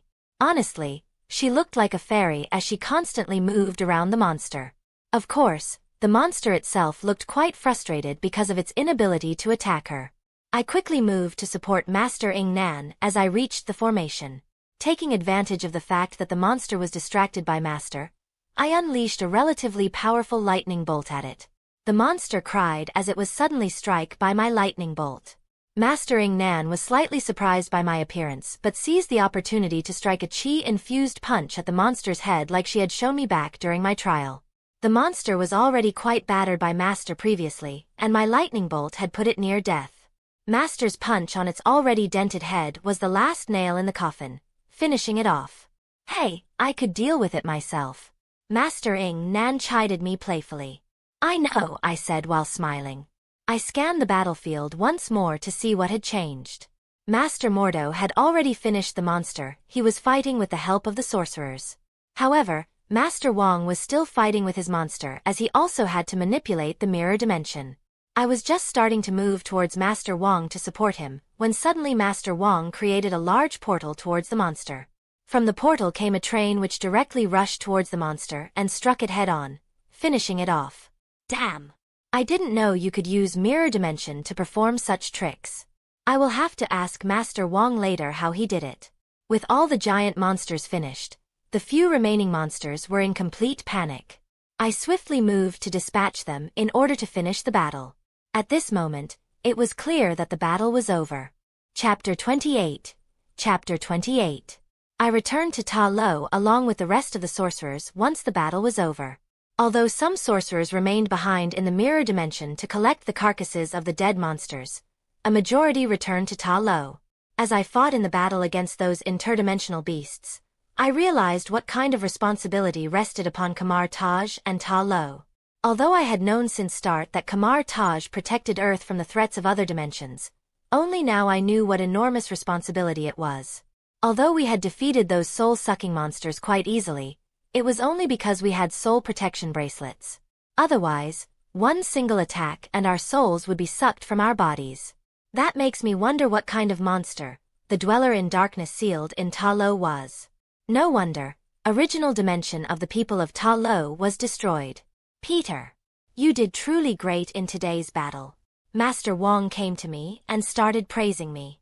I only did what I could. I said, embarrassed. No, Peter. This time, you were truly great. Seriously, your presence was truly helpful in thinning the ranks of the monsters at the front line. You lessened the pressure on us too much. Because of you, I did not even need to join the battle until the end. Believe me, the battle would have been quite different if you had not there. Master Wong continued praising me and counted my accomplishments one by one despite my embarrassment. Still, thank you for saving Hirin. Her grandfather was a great friend of mine. I do not know what I would have told him if she had died in the battle. Hirin, so that was the name of that girl, huh? Sounds Korean, which is rather obvious when looking at her appearance. Master Wong, Ancient One has asked for your presence. A sorcerer came and said to Master Wong. Looks like Ancient One has already arrived. It was quite fast. It seems that I must now go, Peter. With one last pat on my back, Master Wong left. Apprentice Peter, I had not thought that you would do such a great job at today's battle. Soon after Master Wong left, Master Mordo came and praised me. This was quite unexpected seeing that Master Mordo didn't come near even my shadow since his defeat at my hands. I had not thought that you could do such a great job seeing that you had only been learning mystic arts for a mere 2 months. Master Mordo said rather haughtily. Oh, it seems that he was still sour about his defeat. Still, you did a great job. Now, I must leave to give my report to Ancient One. Afterwards, Master Mordo left. He must still feel awkward around me. Peter, you were awesome today. Peter. When I saw you in the battle today, I felt like I was looking at a dragon. Peter. That mystic art you used to chase that monster was truly awesome. What kind of mystic art is it? Several sorcerers who had joined today's battle came to praise me for my performance in today's battle. How awesome I looked while fighting, How I look like a dragon in my draconic form. Seriously, I was being praised too much. I was feeling a little shy after this much praise. After all, this was the first time I was getting such fame. Peter, the girl whom I had saved, Hirin, greeted me as soon as she appeared before my eyes. Thank you for saving me. She bowed towards me, showing her gratefulness. It's nothing. Anyone who could do it would have done so, Hirin. That's your name, right? I asked awkwardly. Yes, Park Hirin. She introduced herself. Say, the sorcerers from Korea usually learn at the main headquarters. But you arrived from elsewhere. This was rather puzzling for me. After all, everyone who was from Asian continent studied at Kamar-Taj in Nepal. Actually, you can say that I was homeschooled in mystic arts. My grandfather is a retired master. He trained me just casually, but I turned out to be quite gifted in mystic arts. So, that is the reason she fought rather amateurishly in the battle. She was homeschooled, leading to her not having any practical experience. Ah, that's right. Suddenly, Hirin's face lit up. I was thinking how to repay you. My grandfather is a master in armor making and enchantment.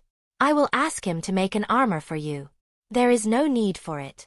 I didn't want to impose on her, especially when I didn't save for any reward.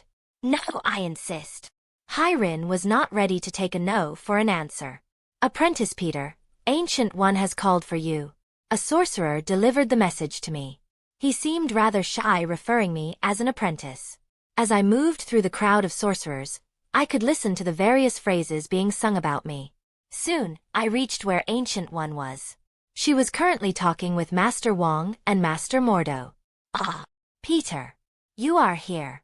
Ancient One addressed me upon seeing that I had arrived. Suddenly, her eyes widened upon seeing me. Interesting, she muttered. How is your condition now? Are your instincts still running wild? She questioned me immediately. No, I am now in full control of myself. It feels like my body and my mind are now completely in sync.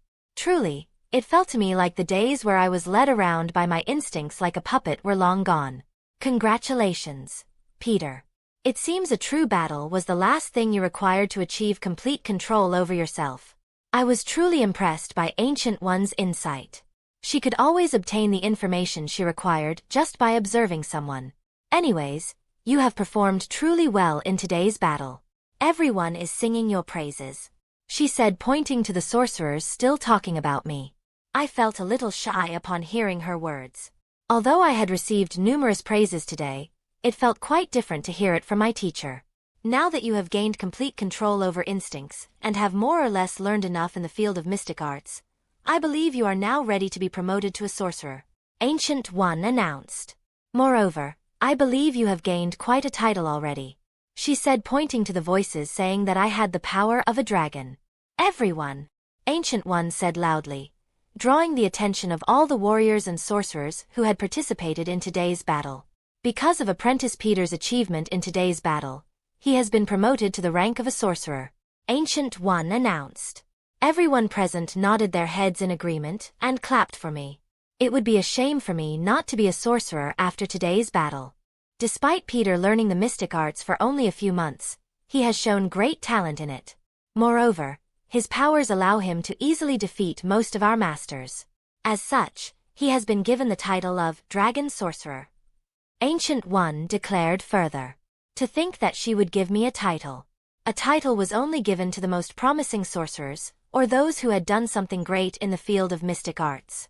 For example, Master Zenitsu had the title of Thunderflash because of his unique mystic art. Dragon Sorcerer. Dragon Sorcerer. Soon, everyone started chanting my title. As the chants of Dragon Sorcerer filled the air, I felt a surge of pride in everything I had accomplished since my arrival at Kamar-Taj. End of Dragon Sorcerer arc. And with this, we have finished the entire Kamar-Taj arc. I know that in this arc, the chapters were rather short, but I promise you that most of the future chapters will be larger. I will not say much.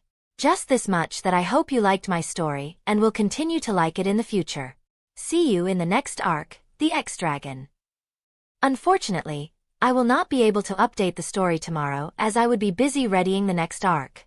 Chapter 29. Chapter 29. Aunt May's POV. I was in the kitchen making Peter's favorite food as he was finally coming home after more than 2 months. Especially since the last time we met was too short, I could not even hug him then. "Let me help you, Aunt May." Mary Jane, or as her friends called her, MJ, was helping me as she had learned that Peter was arriving today.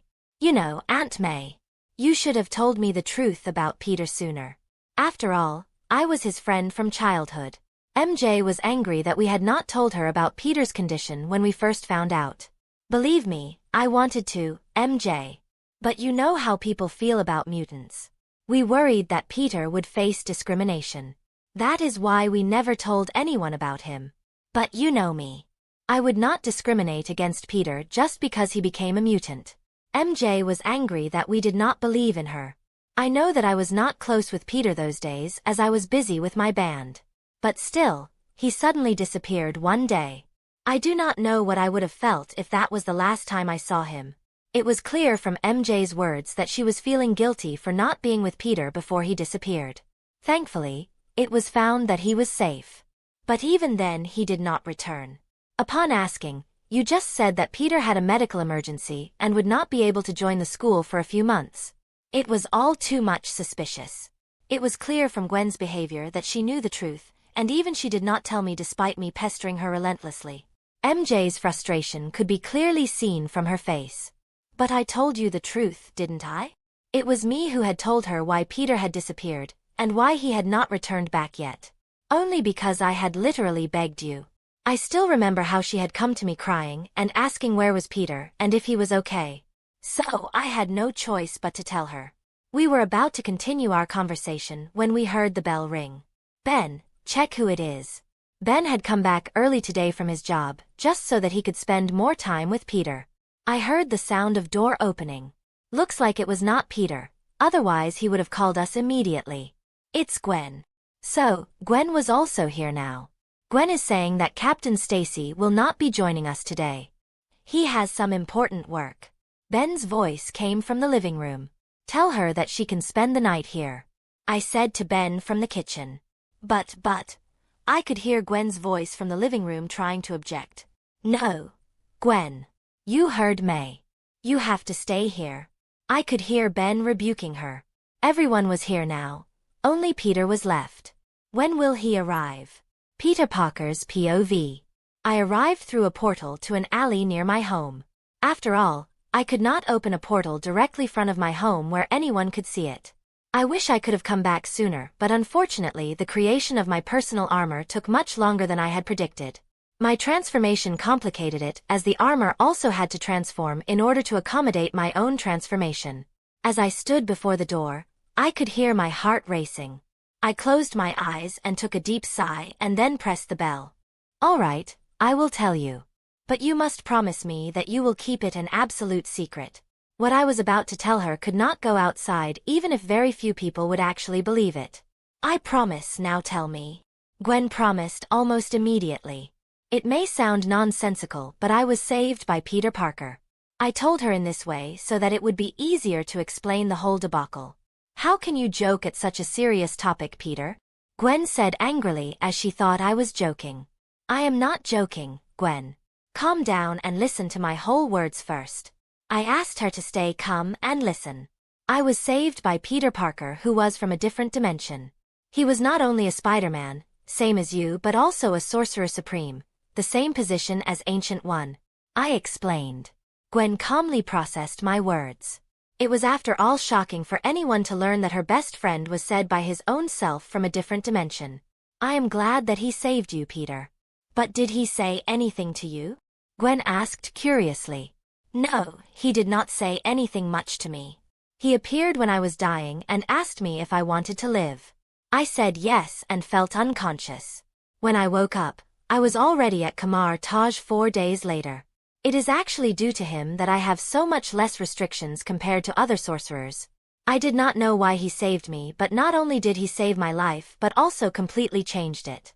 For this, I will always be grateful towards him.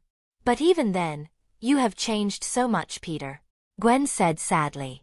"You are no longer that shy, nerdy guy. All I can see is a confident young man ready to take what life throws at him. That was true. After gaining my powers, I had changed a lot. Now, I realized why she didn't like my new appearance. Because she blamed herself for what happened to me. But I am still Peter, Gwen. It is just that I am also something more. I tried to reassure her. As we continued our conversation, Gwen finally began to find some semblance of calm within herself. Say, are you going on patrol today as well, Gwen? I asked her. Yeah. Of course, why? Gwen asked, puzzled. Why don't I join you? After all, I have now powers too. Also, I have my new armor, perfect for joining you on patrol. I offered. But you don't need to, Peter. I can handle myself. Gwen didn't want me to accompany her. It seems that she did not want to put me in danger again. Gwen, I have fought and killed interdimensional beasts in battle. What are a few crooks in comparison? I argued. Now that you remind me, what kind of battle was that, Peter? Gwen asked me with suspicious eyes. Damn. How could I bring back this topic? I told you, Gwen. It was just a small-scale dimensional invasion. I tried to once again undermine the battle. Tell me the truth, Peter. Gwen said, this time with a glare. All right. There were about 100 interdimensional beasts. Finally, I relented. How could you participate in such a dangerous battle, Peter? Gwen said angrily. It seems that she was seriously angry this time. I was not alone, Gwen. I was with a whole army of sorcerers. I said in a bid to calm her down. There was no need to tell her that I was on the front lines. Sorry, I got a little overprotective. Gwen apologized as she realized that she was trying to interfere with my freedom. All right, it's nothing. Now, let's get ready for the patrol. Gwen was about to leave to get ready when suddenly the bell rang. Who is it at this time? I could hear Uncle Ben's grumbling. I will take care of it, Uncle Ben. I reassured Uncle Ben that I would see who was at the door. Putting an illusion spell on myself, I went to open the door. I opened the door to reveal quite a unique bunch. There was a grumpy-looking man accompanied by a bald man in a wheelchair. Furthermore, the wheelchair was held by a dark-skinned woman with silver-white hair. I saw an eye in the eye hole and heard Uncle Ben calling for everyone. Soon after, the door opened. As the door opened, I could see my loved ones whom I had longed to see again. Aunt May, Uncle Ben, Gwen and MJ. MJ, what are you doing here?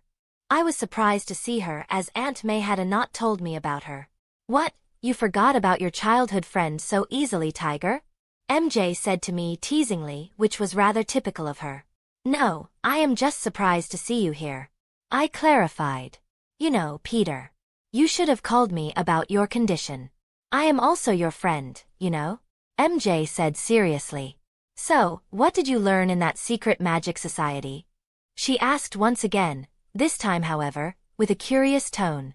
Peter, now that you are here, you should remove that illusion spell. Aunt May said after I had finished talking with MJ. Illusion spell? MJ questioned. I forgot to tell you. Peter's appearance changed after he awakened as a mutant. Aunt May clarified. All right. I removed my illusion spell, revealing my true appearance. As soon as MJ saw my true appearance, it looked like her jaw literally dropped. Although MJ was blushing upon seeing my new appearance, Gwen didn't seem to like it. Perhaps she was feeling guilty regarding what had happened. Damn.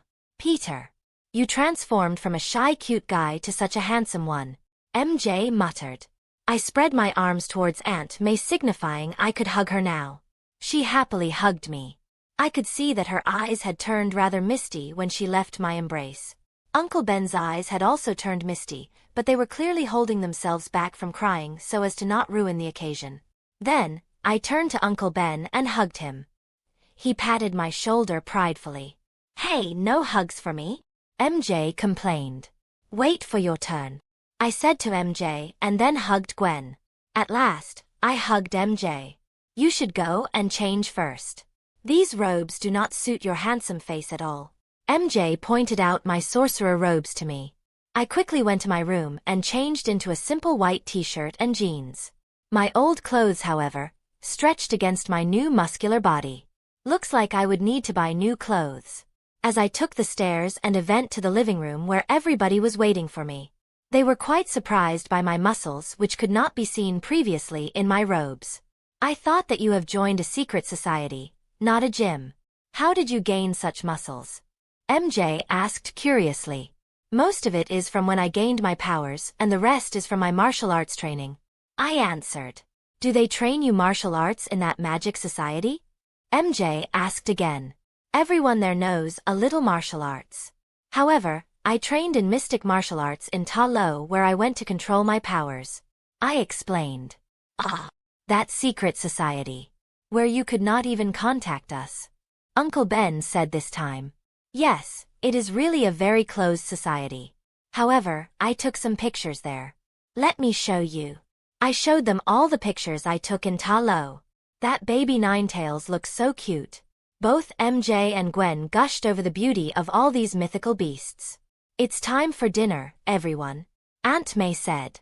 Soon, all of us were at the dining table. Aunt May had made all of my favorite dishes. I ate all of them with gusto. It seems that your appetite has increased quite much. Aunt May commented, seeing me demolish the food on my plate. How can I not when you have made all these dishes with so much love? I replied, causing everyone to smile. Even after dinner, we continued talking from quite some time. That reminds me, Peter. Why were you so late when you had told me that your promotion was more than a week ago? Uncle Ben asked.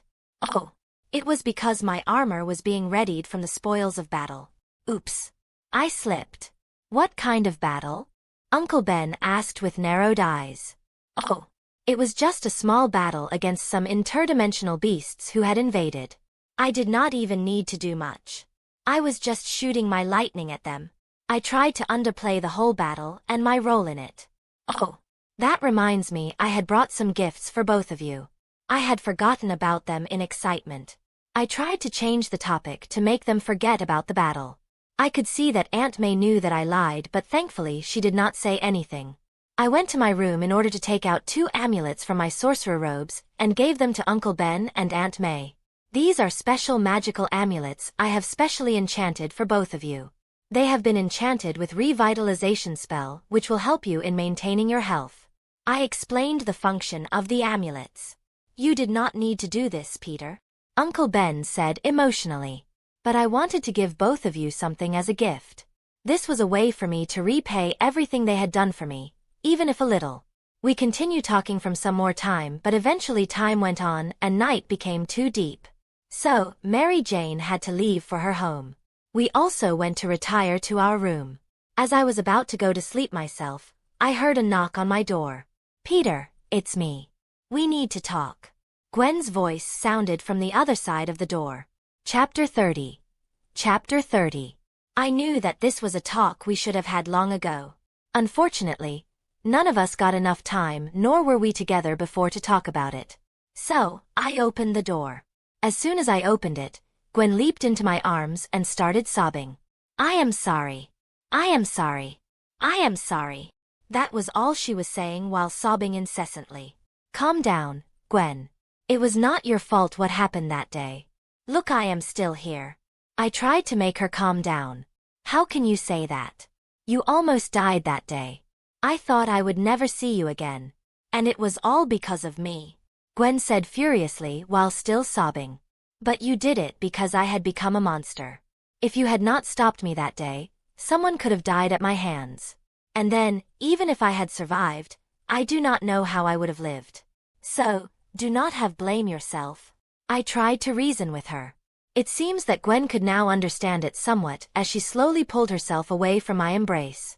As I saw her expression, however, it looked like she was still unconvinced but did not want to talk more about the topic. Hey, you have grown taller, Gwen commented after she pulled away from me. That's true. Gwen was almost near my height after she got her spider powers, but now I was more than a head taller than her. Now, tell me how you survived, Gwen asked, her face completely serious. And don't think about lying. I know what was your condition then. You should have died in a few minutes. It was clear from her expression that she wanted to learn the truth. It would have required a true miracle to save you.